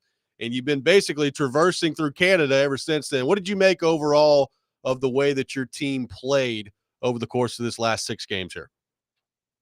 Yeah, I liked it pretty much all the way through. I thought we built it off a little bit of a good homestand right before Christmas. You know, probably didn't get the results we wanted in some of those games, but I thought we have been building a little bit of an identity that's been kind of missing for most of the year. So feel like we're doing some good things again. We're in a we're in a results business, and we fell a little bit under 500 on the trip, but I like the way we're playing. I mean, if you bottle up, take away a few minutes each game, it's been, if you look at last game, I really like this, pretty much the whole game, except, we kind of had a little bit of gaff on the first goal. It took a little win, and they score 15 seconds later. And those are, when you're on the road, those are really get you, and they're hard to come back from. They really sting you. So those little things, we're still working on it. We're still trying to get it right. But again, I think if I looked at the picture, I like the picture that I'm seeing. So why has it gotten better? What's gotten better, Andrew? Well, I think a little bit of our identity. I think we've been searching for it, a lot this year. We've been kind of ups and downs where we think we have it and it slips, and then we lose it. It takes us a while to get it back. And I feel this little stretch, like I said, probably mostly through December, into that last road trip. I see the identity. I see us what we would look like if we were all, going on all cylinders. And we haven't seen that for a consistent stretch. Now, again, the results business haven't been getting it all the time, but I think, little things that I think the team, is built culturally, some chemistry. I think if you look at little things like even, Ryan O'Reilly's empty net goal the other day, you got Steven Stamkos who has the puck, and he's going to go down as one of the best goal scorers of his generation. He easily take the empty netter, and he moves it over to Factor for his hat trick. And those little things, I know they're small and we don't always see them, but I think they have a pretty lasting effect on the group. And I think it brings, it's kind of a bonding type play. And we've been trending that way. But those little things you see Michael McCarron sticking up for Phil in Vancouver, and not just fighting, but really, really angry and standing up for him. You see Johnny, Marchessault fighting, showing some emotion and getting mad. So I think there's a lot of things going on. Obviously we're grinding through some injuries, but I think a lot of things going on that looks like a little bit of identity of being hard to play against that we haven't had all season long, really, or we've had, but not consistently through stretches. So, Andrew, we've talked with you about that top line of Forsberg, Stamkos, and Marchessault. And Forsberg has been through an interesting stretch where the assists have been coming like crazy. Like, he's been a really good playmaker. He's been on the play. He's been shooting the puck. And the goals haven't come. He finally gets one the other night against Winnipeg on a play that I feel like I've seen him score that same exact goal like 300 times in his career. What do you think seeing one go in for him can do for a guy that we know is incredibly talented, we know is an elite goal scorer in the league? What do you think that can do for him moving forward, just to see one finally go? Well, I hope it's spring. I mean, when you score like he does, you hope it springboards him into going on a roll. And even around Phil last year, and historically, he kind of gets through these things where he just takes off. And I hope that's something that kind of jumpstarts him. For the goal scoring, I've been saying that he's been still creative. He's been productive through the stretch. I think at times, we've made some changes, and he's maybe deferred a little bit more, and good for him. That shows you the selflessness that he has. It's not about his goal scoring. I think he's trying really hard to make that line work. And again, you talk about a little bit of the identity, the culture, the chemistry. I think what Phil's been trying to do, of course, we love him to score more goals, but you have to respect the fact that he's trying to get his line mates going and other people going. And that's kind of what a leader is. And but I think with him, when you see him score that goal, you see a little bit of, you could see that he could breathe a little bit. And he had some other good looks. So I hope that comes in bunches for him because he's deserved it. He's created. He just hasn't had the results. Yeah, is that that's the thing. We've talked about Forsberg a lot on this show. Not scoring goals. He leads the team with 34 points. Is that something that maybe a few years ago would have been tougher for him if he's not seeing it go to the back of the net? Yeah, I maybe before I got here, I think since I've been here, he's been pretty much the same. I don't think or at least he doesn't show the highs and lows where he's frustrated. I think maybe historically, as a younger player, he might have had a little of that. But since I've been around, he's been pretty, basically straight line. Regardless if he's scoring or not, and he hasn't really if he's frustrated, he's not showing it. He's not showing it to his teammates. So I've been pretty lucky. He's been really good since I got here. I haven't had to deal maybe with some of the highs and lows that were here in the past. And I think that speaks of the maturity and his leadership that he's showing. So, Andrew, you mentioned the injuries you guys are going through right now. Well, one thing that's done on the back end is we've seen Spencer Stastny, we've seen Adam Wilsby, who I know is hurt right now. Let's start specifically on the Stastny front. You know what he brings to the table. We've seen it last year. With him now back in the fold, what have you thought of the way that he's played since coming back in, and what does having him back on the blue line maybe open up for your group there? Well, yeah, for one, it's good to see him back. I think for us, he was a pretty important piece for us down the stretch, and unfortunately got hurt in the playoffs there. But he brings real, high end mobility. I mean, he's such a great skater. And I think we were happy to see him back. He played a really good game in Vancouver.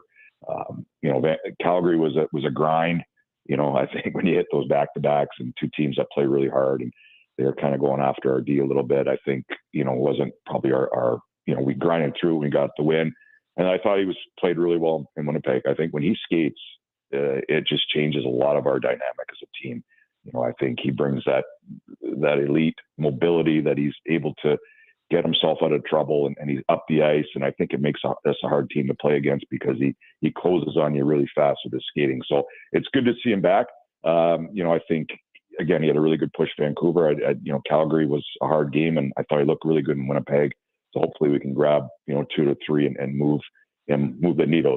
We understand it's going to take him a little bit of time. He hasn't played a lot of hockey this year, but it's good to see him back on our team. With this time here, Andrew, and a big homestand coming up here, what's the focal point for you in terms of what needs to get better here? What are you and your staff looking at? Like this needs to take a step here moving forward to have a successful homestand. Yeah, I mean, I think there's a few things for sure. I think we can clean up around the front of our net a little bit and help our two juices for sure. Be a little bit harder in that area. We're always been working on trying to score more, so that's something that we'll continue to focus on. The power play, obviously, near the end of last game, kind of fell a little bit short, but there's some good looks and some good movement. So continue to build off that. And I think for us in this homestand, again, is trying to solidify that identity. I think we've found it sort of consistently here over the stretch, but I think we could still build it. We could still stack some of the things that we've been doing to make us a little bit harder to play against, a little bit more, I guess you could say, relentless to get us to find that identity. I think when you go through every year, your group has to build and find and maintain its identity. I think we're still unfortunately in the phase that's late in the season or mid-season that we're trying to find it. I think we found it. Now we're building it. And I think we're in that stage right now. And hopefully, a homestand or some good home wins kind of kick you up to that. You found it and you got to keep it kind of stage. Andrew, I'm going to make it my life's mission with the NHL to ban. I mean, you guys had a long road trip and had 2 sets of back-to-backs, which I find scheduling wise to just be dumb. So I'm going to make it my life mission to ban that for you. Yeah, well, I'd appreciate that. Yeah, exactly. Yeah. Andrew, great stuff, man. Really appreciate you taking time to be with us, and we'll see you later today at practice. All right, anytime, guys. Thanks. Yep, Predators head coach Andrew Brunette, our guest. I mean, they were on the road, so they started December 27th in St. Louis. They came back for a day, and then they left out on the 29th. And they've been gone on the road since then until yesterday, and they played 2 back-to-backs. They played in Winnipeg and then Minnesota on a back-to-back, and then Vancouver and Calgary, which are not exactly close to each other. And also in that same trip, they get to go to the Peg twice. Yeah, two trips to the Peg in the same trip. Yeah, I know you guys are gonna be on the road for 2 weeks. Let's hammer in 2 back-to-backs here, and then have like 5 days off. Let's make it as brutal as possible. Yeah, where did they at least? So I guess they probably got a little bit of time in Vancouver. I guess that's not bad. No, not even. Well, I guess before they did, but yeah, like before. I assume they went right from Minnesota to Vancouver. I don't know. I know that they spent an inordinate amount of time in Calgary. After the second half of that back-to-back, they're in Calgary for like 3 days before they went back to the Peg. Yeah. I can't believe they didn't want to go back to the Peg for more time. I love the Peg. Don't get me wrong. We looked when the puck dropped the other night. Poutine. I was just curious. I was like, oh, what's the temperature in Winnipeg right now? It's -2, which is really not that bad for them. Yeah, like that's actually fine. Yeah. That's tolerable. I've looked at Winnipeg before right when it was like, oh, it's -38 in Winnipeg. Yeah. Look at there. Actual temp. It's good stuff. 615-737-1025. Our phone number. The Rex Rant with Joe Rexrode coming up next. Charles Robinson will be with us at 8 o'clock. All that ahead. Robby and Rexrode, 1025, 1063 The Game.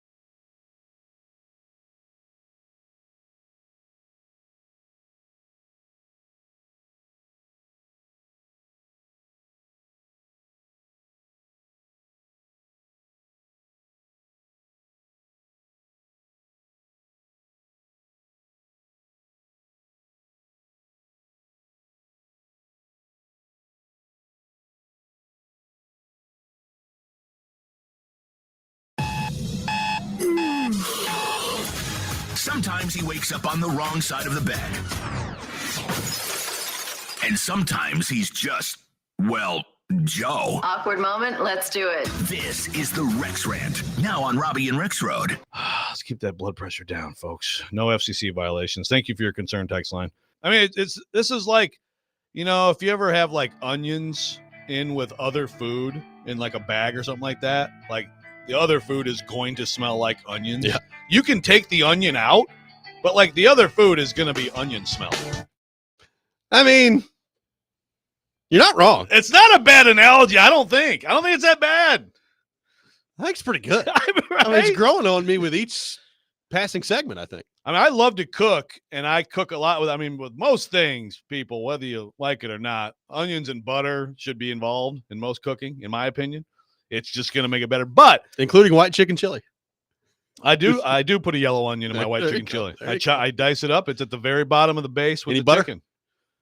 No, I actually don't use butter. It's probably good. But Yeah, but yeah, I use like the slow cooker. But Okay. absolutely, the diced yellow onion is on the bottom with the chicken thighs, not breast, and yeah, That's good. yeah. And then, but when you do that, then like seriously, I sometimes find myself having to wash my hands 5 times to get the onion smell off, and even then, like later, you'll be like, "Why is there an onion smell?" Oh, yeah, that's right, I cut an onion over here. I'm just saying, you can take the onion out, but the stench is there. Everything else it lingers. Now, the problem with this analogy is now I'm actually putting too much on Rand with that, because what I'm saying is that Rand like infected everybody else. And that's not what I'm saying. I'm just saying, like, if you have a bag, if you don't want to get rid of the onion smell, you throw the whole bag out. Yeah. They had 2 onions. That's where the analogy works. Yeah, exactly. Or maybe there are multiple onions. There's a lot of onions in there.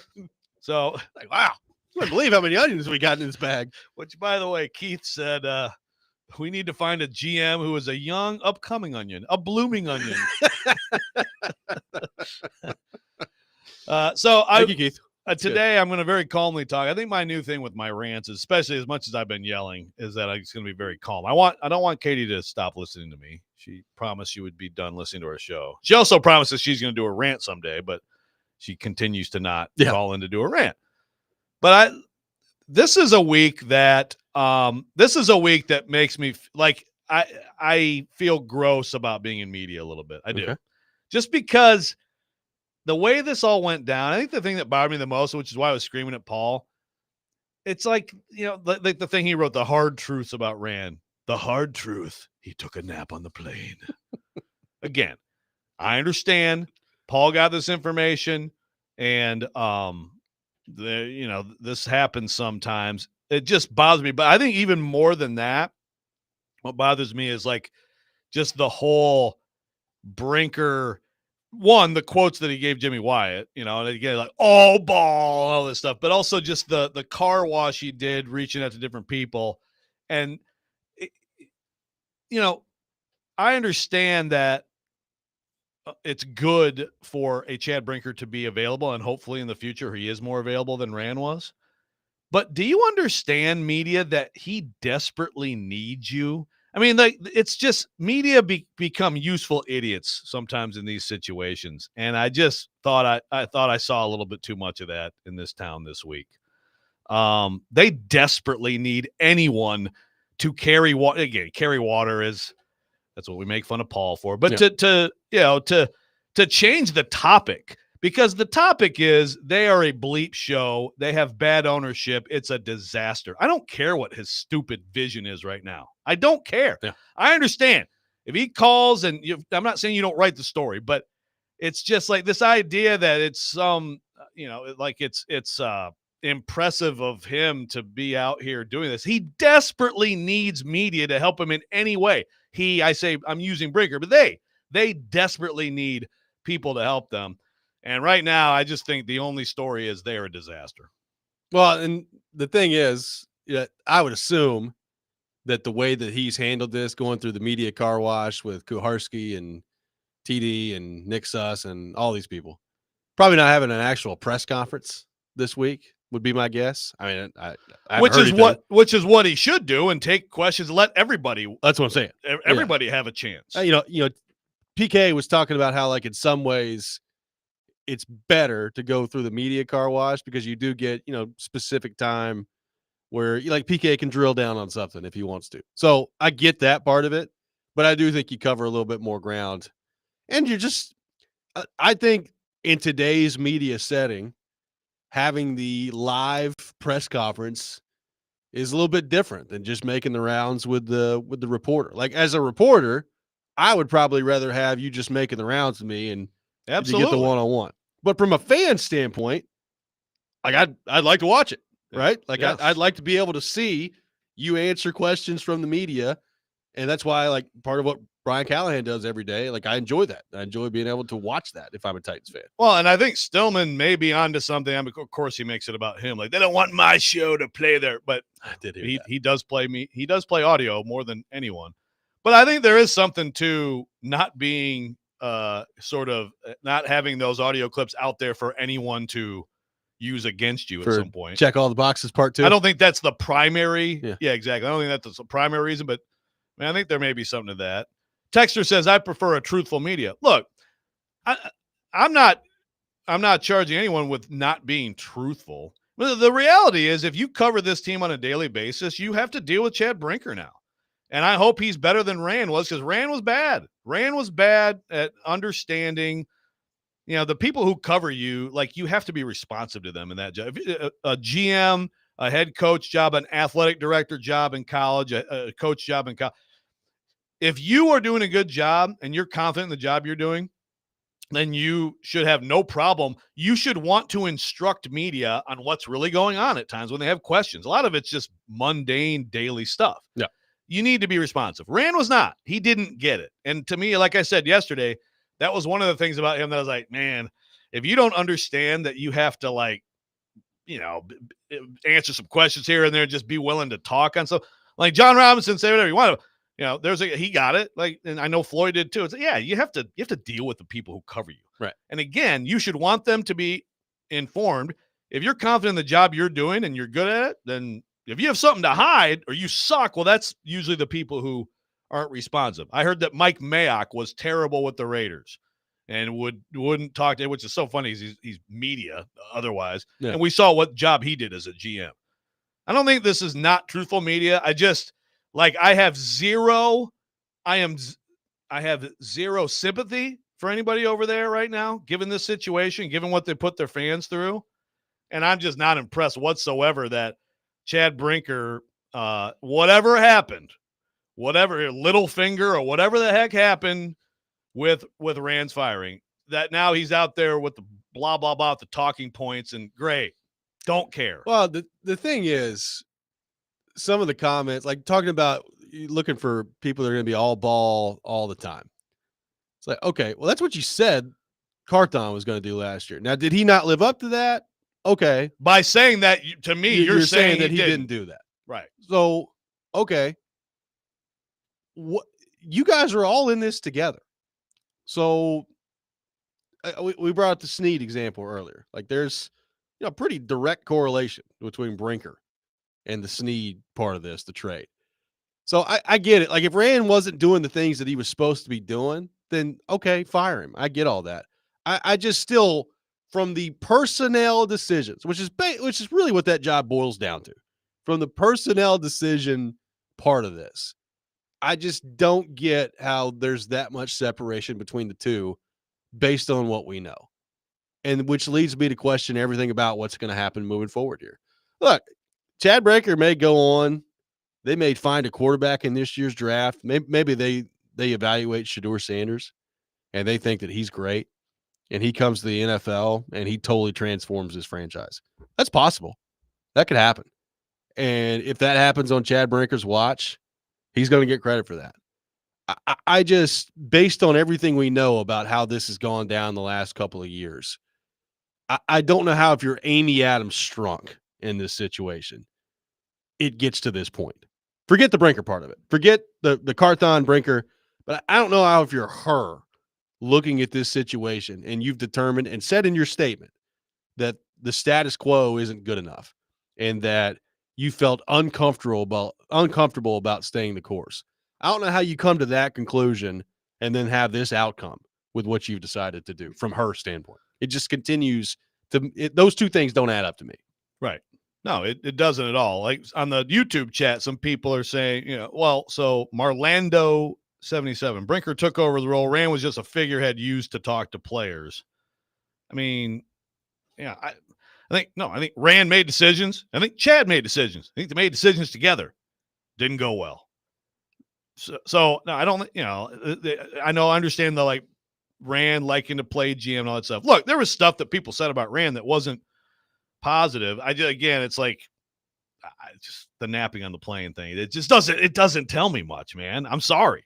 What was the other thing? Oh, he left the workout late. Yeah. So someone on the text line says, did you see the story where Gerard Mayo playing cards in the play? Did you see that? I've not seen that. A lot of plane talk around Which here. one? Yeah. These guys get fired, and then let's dig at their character. I mean, with look, the more sleeping or playing cards. You better be on a plane. You better be locked in, baby. Get Hard Knocks out of here. Forget the Hard Knocks. Let's get some footage of these teams flying back Apparently, that's where all the interesting stuff happens. Apparently.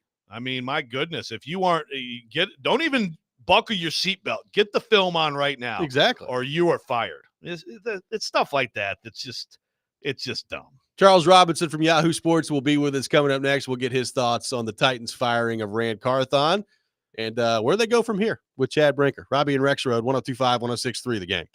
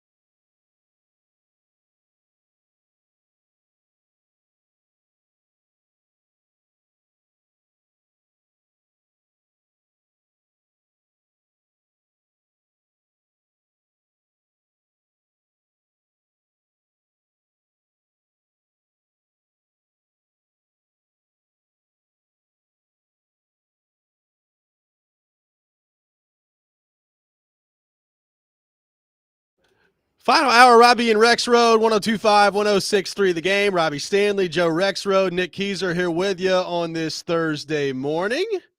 Robby and Rexrode brought to you by First Horizon. Big bank muscle, small bank hustle. Visit firsthorizon.com/getitall. We head to our 102.5 The Game phone line, driven by WilsonCountyHyundai.com, and welcome in our friend Charles Robinson from Yahoo Sports. Charles, good morning. How are you? I'm doing well, gents. How you doing? Uneventful, right? Yeah, Uneventful. really fun week around here. Good stuff. So let's just start there, Charles. The Titans fire Rand Carthon after going 3-14 and securing the number 1 overall pick.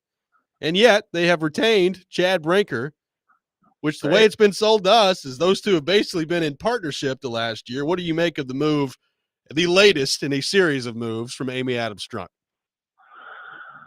Well, okay. First and foremost, I mean, I don't doubt the partnership. I want to tread very lightly on this idea that, Brinker knifed Rand Carthon, and I think I can speak to that a little bit. And I think we're going to end up talking about Amy Adams. And I think anytime that you see someone brought in as an assistant GM and then who effectively gets promoted above the guy he came in with, that immediately should raise a red flag of there's an organizational shift there. There's something going on. It wasn't Rand who said, let me promote this guy above me, basically, and turn him into kind of the czar of the operation, right? Operationally, from on the football side. And, I think I personally should have known it when, I remember last summer I was laying out kind of my training camp tours, and I was talking to another general manager, and I was kind of deliberating between going to the Titans and another team. And, I was talking to this general manager, and he said, well, why, what are you going to do if you go to the Titans? I said, well, I want to get down there and see Rand. I'd spent some time with Rand the year before that. And he was like, well, why aren't you going there to see Chad?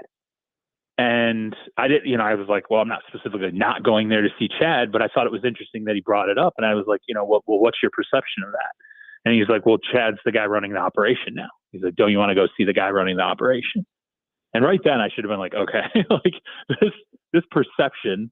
And it was not a general manager that I think, it's not like it was somebody who was like tied to Chad. So this is what he's hearing from Chad. Like, it was just in that community, the perception of when Chad Brinker took that position was that there had been a power shift, and that Rand's role was, I guess for lack of a better term, going to start to be minimized. So there was going to be a change to exactly what was going to be on Rand's plate. And so you ask, like, why is Chad Brinker still there now?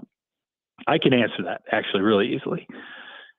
NFL owners, particularly ones that are not in the building, and that I'm telling you, everyone who comes out of that organization, give them a long enough timeline, they will tell you Amy is not in the building enough. They will just tell you that. They'll be like, the scariest thing for you in your job in the Titans organization is if you are on let's just say a strata with a number of other, peers, right? And you all kind of have jobs that are considered equal. And it's this, remember, it's the everybody works together culture, right? It's that process. It's everybody's, we're all working on the same thing. We're rowing in the same direction. He said, what's scary is that, if Amy comes through and suddenly you feel like this person is getting additional time with Amy, or there's certain things that Amy starts to lean on this person for, all of a sudden you're like, what's happening? Like, are we losing some order here? And you feel like Amy is starting to basically look at someone and go, this person's more useful than that person. And she's not around every day. So she's not, it's like, how in tune is she to everybody's jobs, everybody's roles, what everybody's doing? I think she can be swayed and moved, as many owners can. And the most and I can tell you this going back to like Mike Tannenbaum when he was with the Jets, and then with the Miami Dolphins, the most influential person in an organization underneath an owner is someone who could do many things. That is very impressive to owners. And Chad Brinker, through no fault of his own, has an extremely wide base of experience. Extremely wide. Like one of the most varied bases of experience of almost any NFL executive that really you can find. I mean, look, 8 years in scouting, 3 years in cap, 2 years in football ops. He's got analytics under his belt. I mean, he's a Nexus guy. He is someone who can sit in the middle and talk knowledgeably and smartly to Amy about almost anything in the operation. So what happens is Amy starts to look at Chad Brinker and go, this guy's really useful. And I need someone who can, I have a president of the operation, and my president of the operation, Burke Nihill, but he's more of he's business minded. Like, this is the business guy. He's going to set up the business end of this. We've got that taken care of. What I need is an individual who can come in and lend structure to the football side. I need somebody who can basically put it all in order. Analytics, cap, scouting, like I need all these things, football ops, they all have to work together, and I need somebody who can do that. Now, the question you can ask is, why did she choose Chad and not Rand? I can't speak to that, other than the fact that when you look at the experience between the two, the one with the far more varied resume and the one who was steeped in a number of things in a successful organization, doing, like I said, that multitude of, and they were real years. I mean, 3 real years working in cap, 8 real years grinding and scouting, like all these different things. Chad brought a lot to the table. And I think ultimately that's how Chad ended up in that position. And also, I will tell you, be very careful about assuming that Chad was pitching himself to get that job. I have seen in organizations, and I can't say this is exactly what happened in Tennessee, but I have seen in organizations where owners will spend time with people in that executive suite, and next thing you will know, the next offseason, they will approach that individual and say, hey, look, I think you can do more here. I think there's a bigger role for you here. This is what I have in mind. And then it's incumbent upon that person to go, okay, like I'm now going to climb over some other people in the organization, and I have to understand how I feel about that, and I'm willing to do that. I'm not saying that's exactly what happened in Tennessee, but I am just telling you, do not discount the ability of Chad Brinker to speak authoritatively on a number of different things and how that probably impacted Amy, who, again, I cannot stress this enough, is not there on a very constant, consistent basis. And also, by the way, it doesn't necessarily mean that was the wrong decision. It doesn't at all. Take that for what you will. Okay, so I've got 3 for you. Okay, I'm going to throw 3 at you. That's good. First of all, okay, give fine. Me a 3-pack. That's all fine. But then, so why is Rand fired? Would be one question. Sure. Yep. Josina Anderson has brought up on her Twitter account this week the potential here that the league could have a problem with, again, this situation where the Titans this week are putting out, we're hiring a real GM, but Chad Brinker has final say. Do you feel like there's anything there in terms of the league, the Titans possibly being penalized for that? And third, for this fake GM job, which is what I'm calling it, who's going to be interested in this job?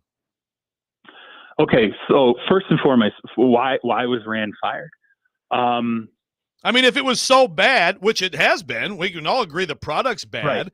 Right. I understand that Chad, but Chad has been involved in everything. So how do you separate that out if you've given him more power? I mean, okay, he's I'm not yelling at you. I'm sorry. Am I yelling at you? I'm sorry. Yeah, a little bit, but it's okay. Sorry. I'm used to it. It's fine. You and I have been before. You get excited. Okay, so if you're sitting there and you're going, what's the future? I think the way that you have to focus what happened with Rand is sort of, okay, what's the future under Chad? What does Amy want? What does Chad, how is Chad able to facilitate that? I think what the Titans are headed toward, and you can argue whether this is quote unquote real or not, and there are other organizations that I think are trending in this direction, is a splicing of how the general manager position is handled. And what I mean by that is, teams are starting to look at models, and Detroit has done this very effectively, where they go, okay, the quote unquote full service GM is one who grinds on cap. He's one who grinds on analytics. He's the one who grinds on, scouting, personnel, trades, like football ops, everything. Right.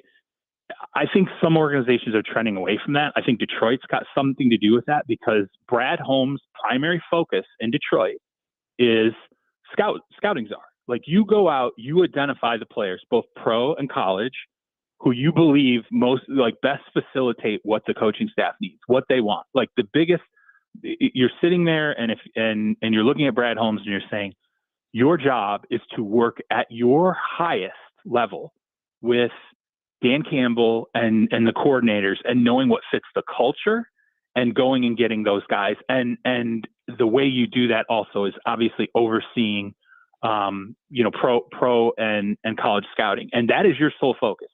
You don't worry about cap.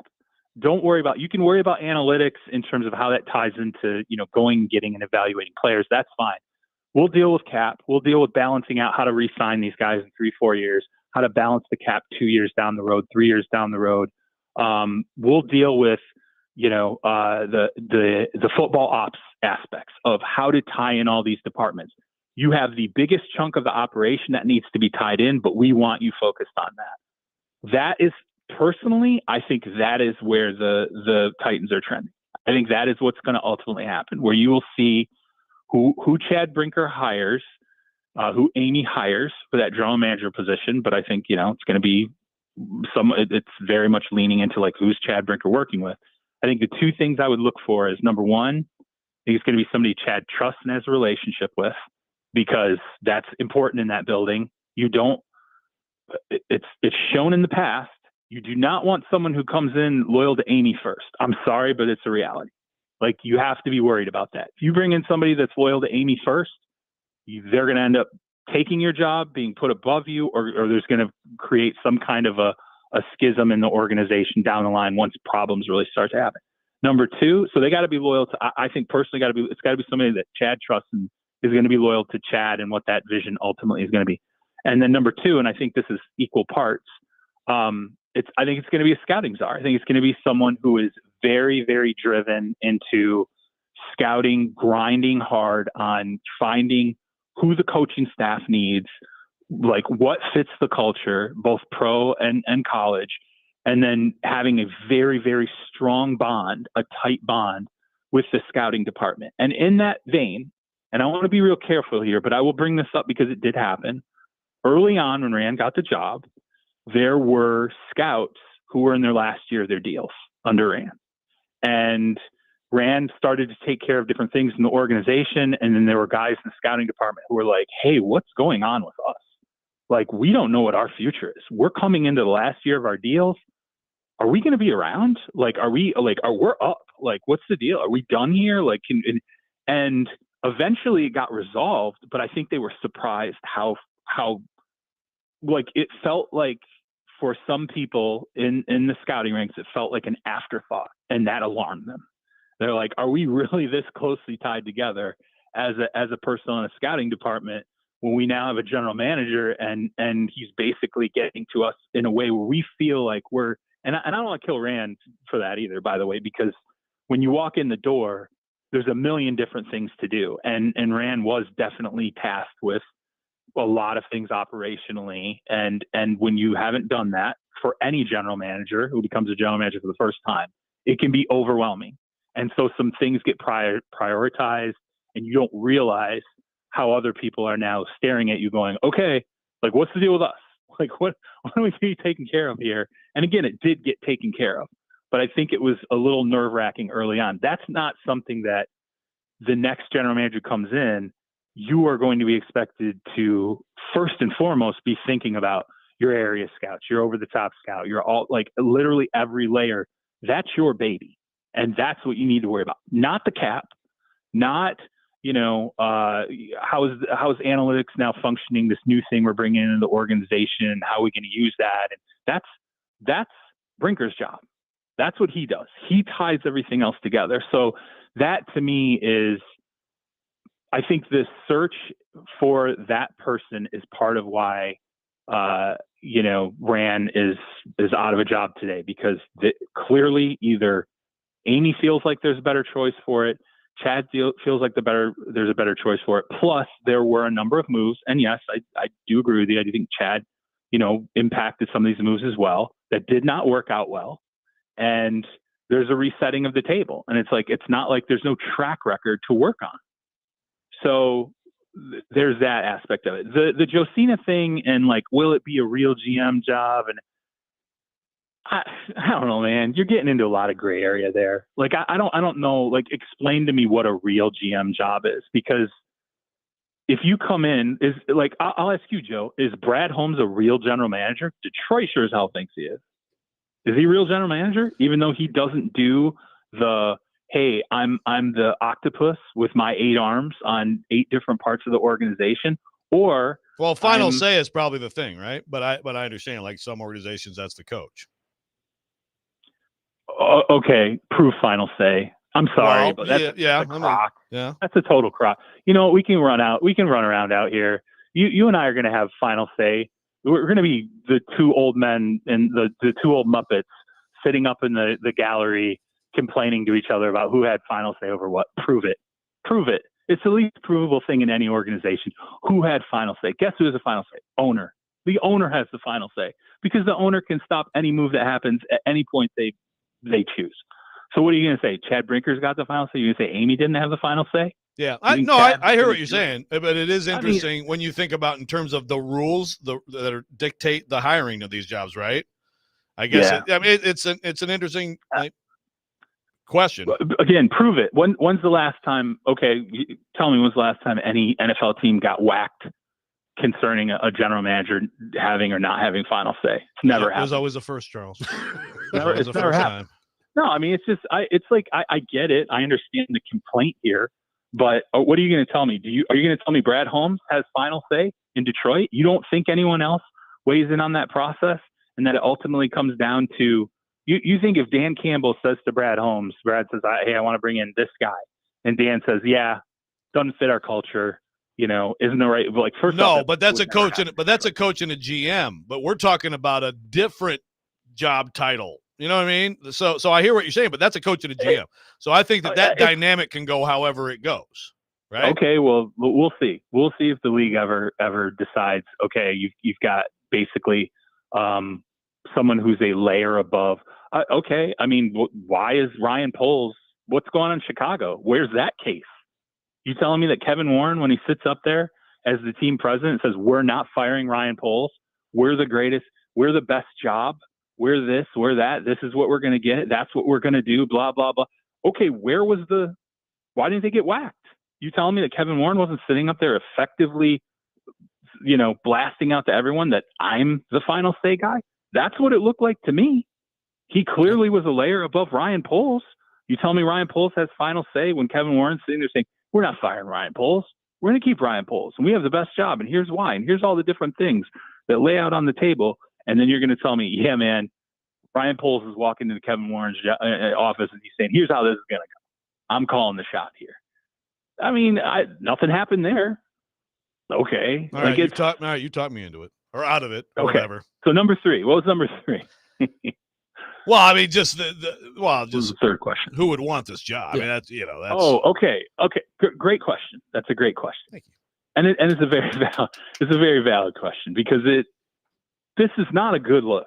And we keep talking about how this is not a good look, where you have Mike Vrabel coming out of there and being like, Amy was in my corner until she wasn't. And then when she wasn't, that was it. She was in Rand's corner at that point, right? Oh, collaborative process. Rand's going to tie everything together. He's better at managing down and managing up and all this stuff. So Vrabel's out, right? Then it's like, okay, well, Rand's the guy now. Like, he manages up, he manages down. It's the collaborative process. He's the one that now is kind of the centerpiece of this. And then the next thing you know, a year later, the guy that came in with Rand is now suddenly Rand's boss. He's suddenly the layer above Rand. He's the guy closest to Amy, right? And then, the next thing you know, it's like, well, like, okay, now Rand's out. Who do they want? Well, they want someone who's, going to lean into what Chad's position is and how all these things are going to tie together. I think it's got to be, I personally would be stunned. I would be stunned if it is a person that Chad Brinker does not have a prior relationship with. And that's really interesting, because I can tell you this, all those years of Brinker's varied experience, all those different things he did, working for Russ Ball in the in the Packers organization, being on the analytics side, he knows a lot of people in the NFL. Like there's, I know people, like I've heard, Mike Borgonzi with the Kansas City Chiefs, which by the way is an interesting name. Years ago, I went into the Chiefs organization when John Dorsey was the GM. And it was always when you walked in there, like even Andy Reid, it was like, we have a GM 4-pack. And it was when they had John Dorsey, Chris Ballard was Dorsey's right-hand man. And then it was Brett Veach and Mike Borgonzi. And it was like, all these guys are going to be GMs, or these next three guys, Ballard, Veach, and Borgonzi. Just wait, it's going to happen.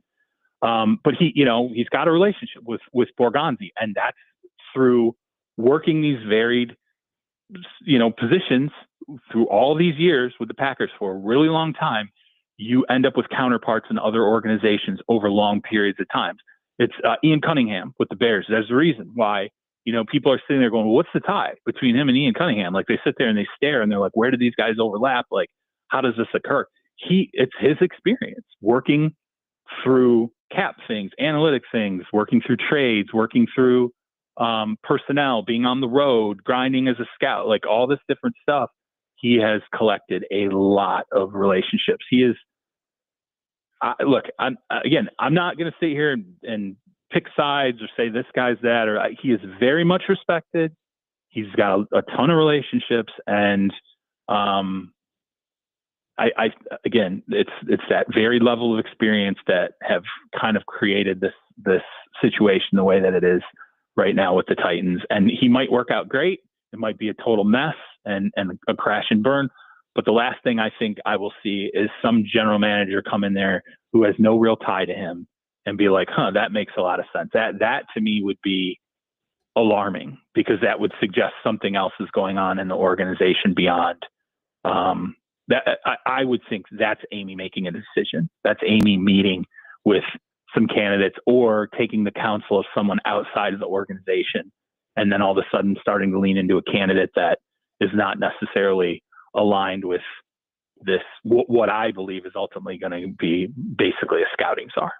So, Charles, on the Mike Vrabel front, how do you think, with all the mess that's gone on with the Titans here in the aftermath of his firing, and even before that, how do you think that influences the way that he's viewed around the league coming out of all this? And is this ultimately going to be as simple as him ending up with the New England Patriots in your mind? Well, first things first, I want to rectify some things that have been said in the past on your station about where was all this interest in Mike Vrabel? Mike Vrabel wasn't going to be. Oh, I thought I heard Mike Vrabel was going to be this prime candidate as soon as he was let go by the Titans, and that never happened. And I'm not going to say who said that. I will let you guys fill in the blanks, but I think it worked out. I think the read on Mike Vrabel being a strong candidate for a number of organizations ultimately happened. And by the way, he was going to be the coach of the Chargers if Jim Harbaugh did not take that job. He was going to be the Chargers coach. That was their next choice. Mike Vrabel was going to be the Chargers guy.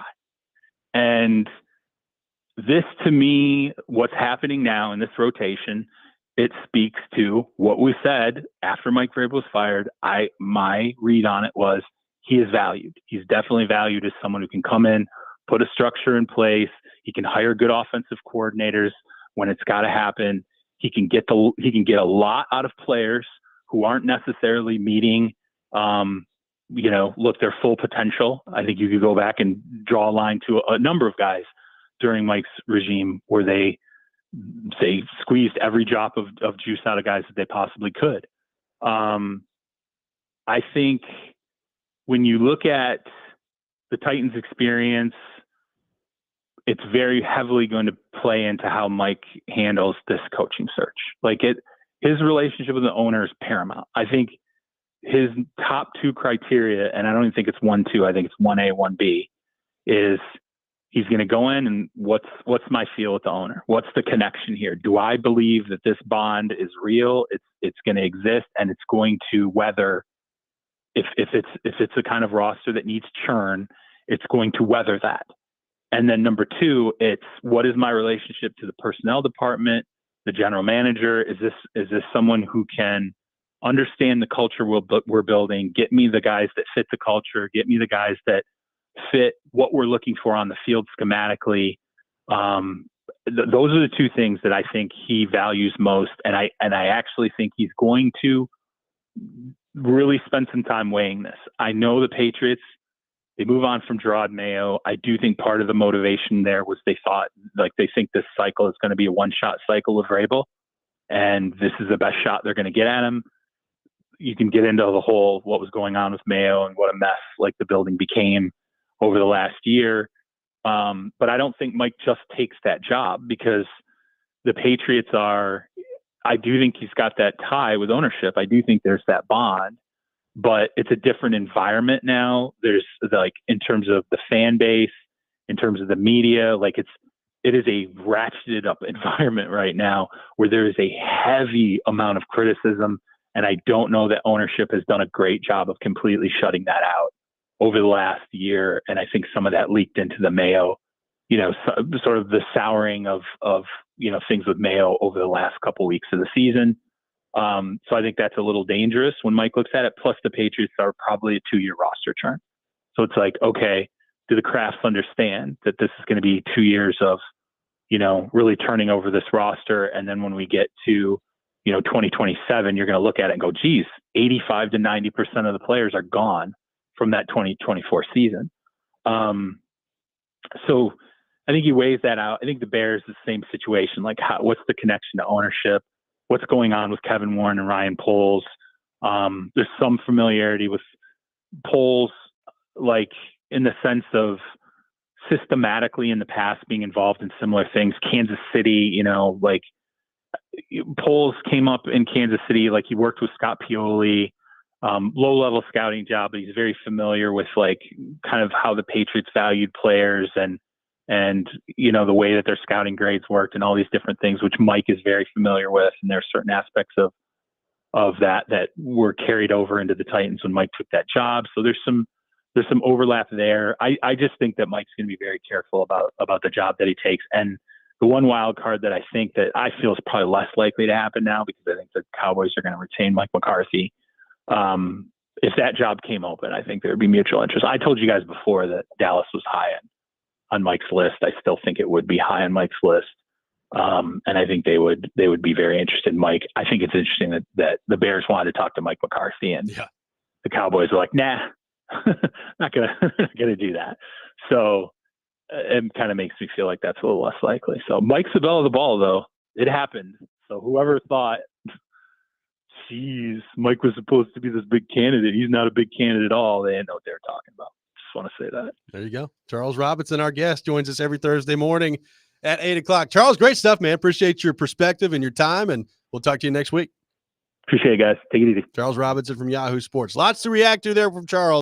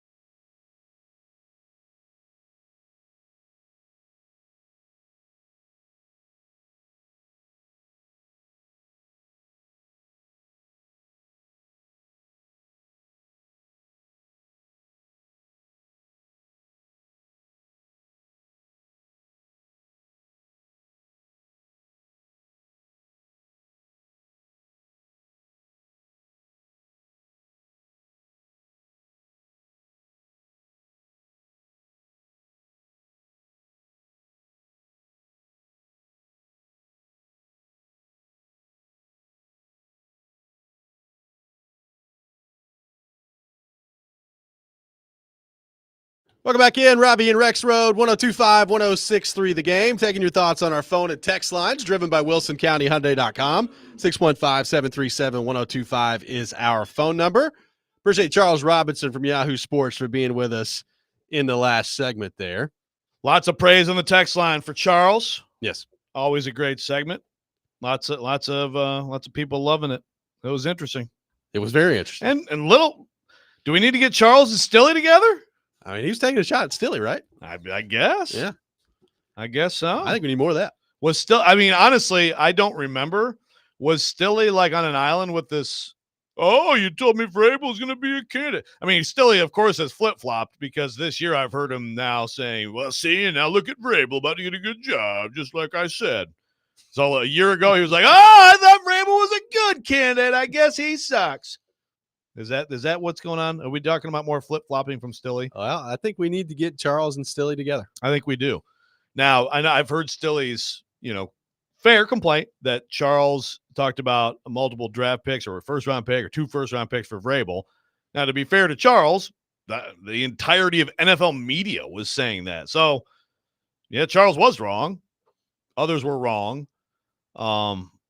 I do think this with Vrabel. I think one nuance of that whole thing that's lost is, and if you read the story with that Zach Rosenblatt did with him last week for The Athletic, like a year ago, there was definitely the question is, does Vrabel get along with people? Question. I mean, we made fun of the people had fun with like, oh, because he's so big and all that stuff. But like the underlying thing there is this guy too much of an overwhelming personality that it turns people off or you can't collaborate, right? I do think that was a question about Vrabel last year that has faded this year, and he is the belle of the ball.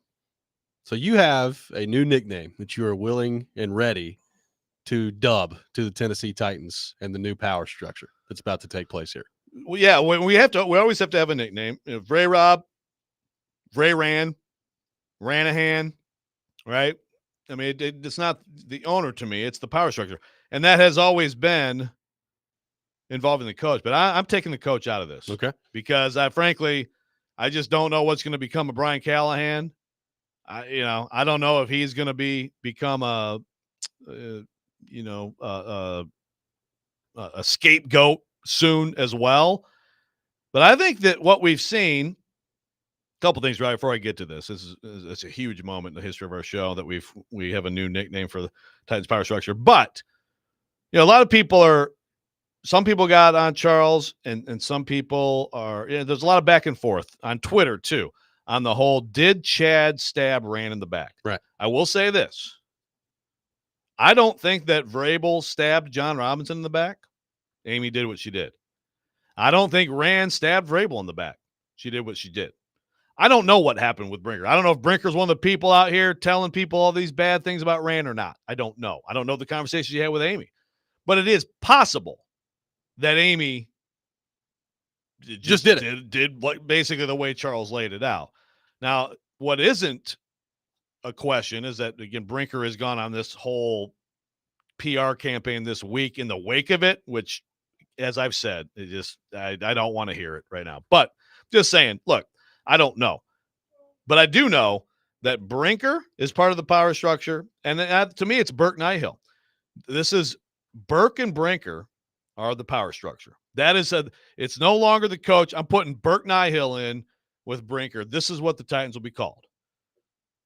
My love for you is like a truck Balzaca. Would you like some making Balzaca?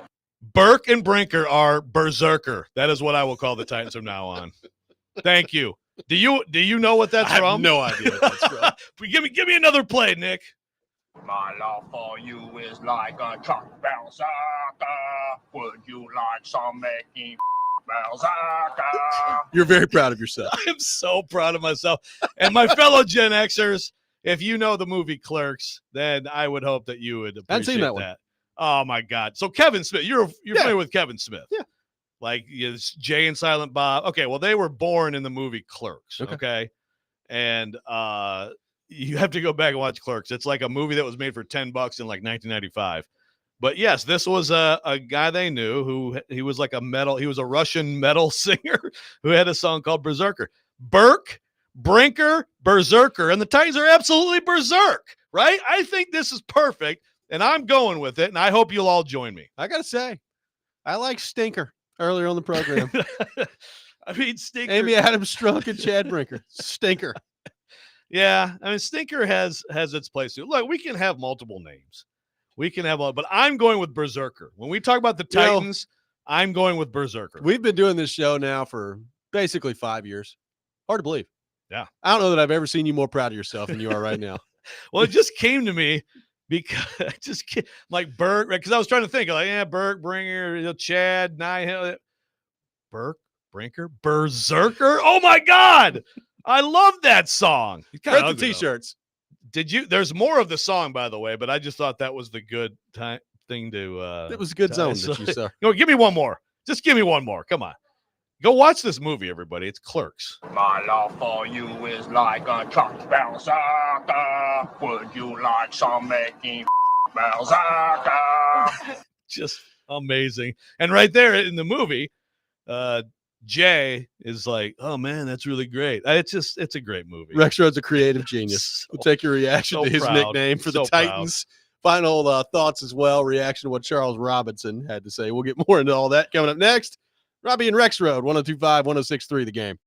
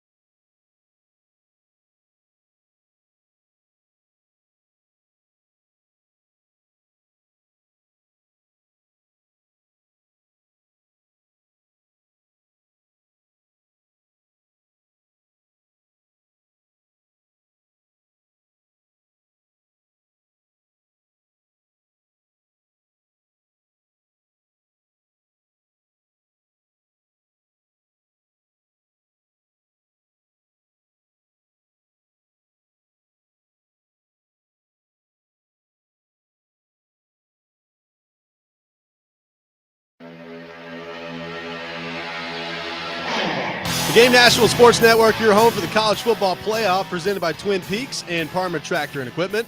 Tune in tonight to 102.5, 106.3 The Game for the college football semifinal as Notre Dame takes on Penn State in the Orange Bowl.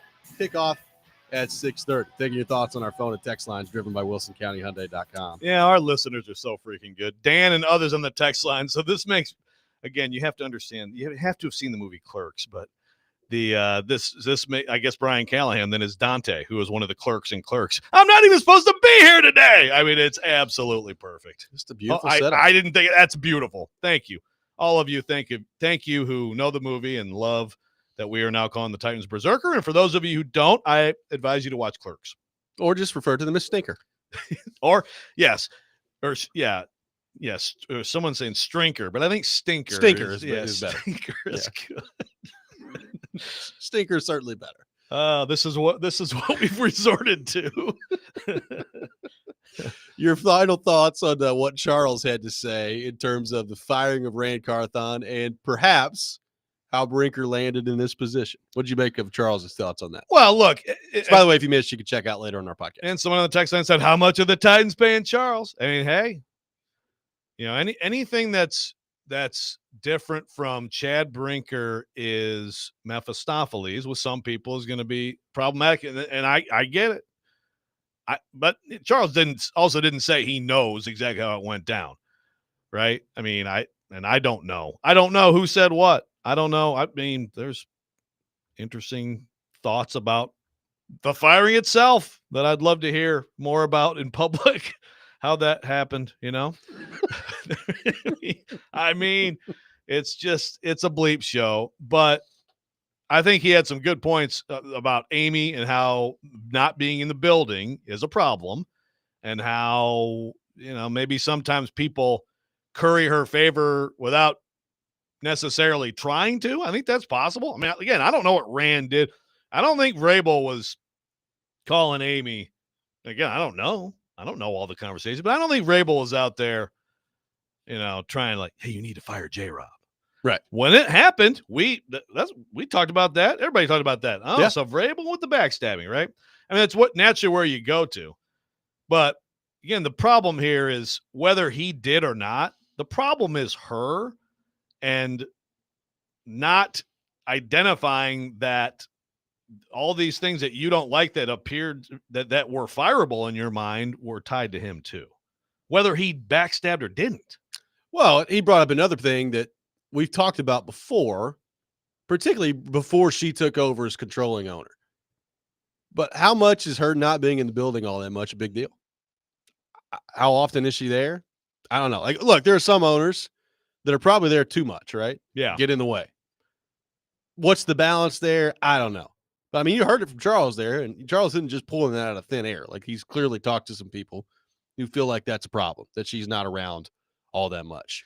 Well, how much does that affect the decisions that she's made? Does she have a pulse for what's going on within her organization? Right. And I think listen, if I worked there, I probably wouldn't hate that there's times when the owner's in Texas, but obviously it can be problematic. Another thing that Charles said, which kind of goes to my screaming yesterday at Koharski, is very interesting to me that the GM said, "Oh, you're going to talk to Rand? Why don't you go to talk to Brinker?" Yeah.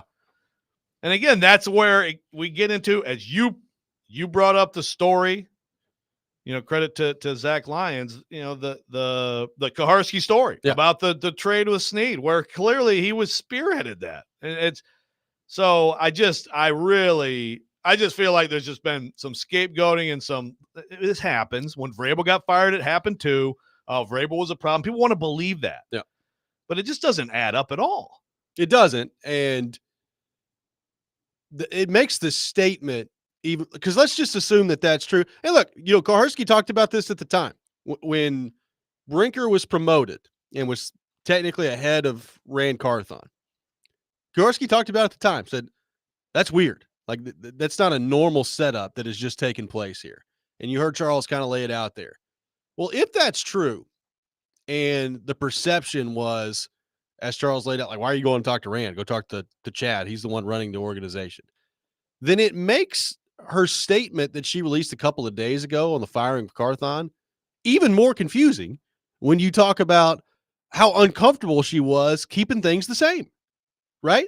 Like she's talking about how uncomfortable she was leaving the direction the same that they were going. And if Carthon wasn't really the one in charge, what are you doing? Right. And it comes back to her. It always comes back to her. It comes back to ownership. So when it comes down to it, I think a lot of the stuff it's just gas baggery out of Brinker's mouth this week to various outlets. I have no time for it. But and whatever happened to lead up to the firing, internally, I don't know. But it comes back to her. And basically, Titans fans and Amy Adams Strunk hoping at this point that she gets lucky. Yeah. Well, and again, Charles laid out who would be interested in the general manager job. It's going to be, I agree with this. Like, I would be stunned if it's not somebody that Brinker has worked pretty closely with before. Like, the idea that they're going to go get this veteran, experienced general manager, I just don't think is reality. Well, and I think that was another very good point, which is, if you're Brinker, do you feel like you have to have a loyalist of yours? Right. Now, again, it is different because they hadn't worked together, but basically that's what Brinker was to Rand, right? It was Rand's guy. Rand went and got him. Yeah.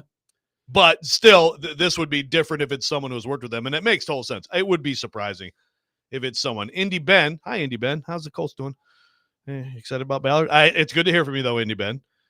We have enough of a bleep show here that we don't talk about the Colts that much is true. lately. But he brought up the question of why would a Dimitrov or somebody even interview for this job? And to me, because you do interview. Ben Johnson's interviewing for all the jobs this week. I promise you he's not interested in all the jobs. Yeah. You don't burn bridges. You talk to people. You make connections with people. In this league, you do the interviews. Well, if nothing else, the interview, you get your name back out there. Yeah. Exactly. So that's why you do it. But yes, I would be surprised if someone like that were to actually take this job or even to be offered this job. I think Brinker's probably going to push for one of his guys. I would think so. And then it comes down to, so what does that look like there? This idea of splitting up the general manager position. Karski was talking yesterday about how, Brinker, the comments were the general manager position is now, it's gotten too big. Like, there's too much responsibility that's covered. Is this going to be a new thing in the NFL where teams like basically split this job up and they have to redefine what the power structure looks like? Like, I'm kind of with Charles on the Josina Anderson stuff. I don't think there's any legs to that whatsoever. I think that would be so difficult for the NFL to make anything out of that legally that they're not even going to waste their time on that front. But it does make you wonder, like, what's the future of this title, this position going to look like league-wide? Yeah, but it's like, the Titans have Vin Marino still doing the cap too, So, staffs get bigger. Yeah. Pro and college, there's more people doing stuff. To me, it boils down to you are the decision maker or co-decision maker on the personnel choices. And that's, to me, that has to be attached to that title. Yep. Fun show today. But the Titans, it's assistant to the regional manager. We'll try to get the onion smell off by the time tomorrow comes. Hope everybody has a great rest of the day. Someone said, put your hands on stainless steel. Jason Big Joe coming up next. 102.5, 106.3 The Game.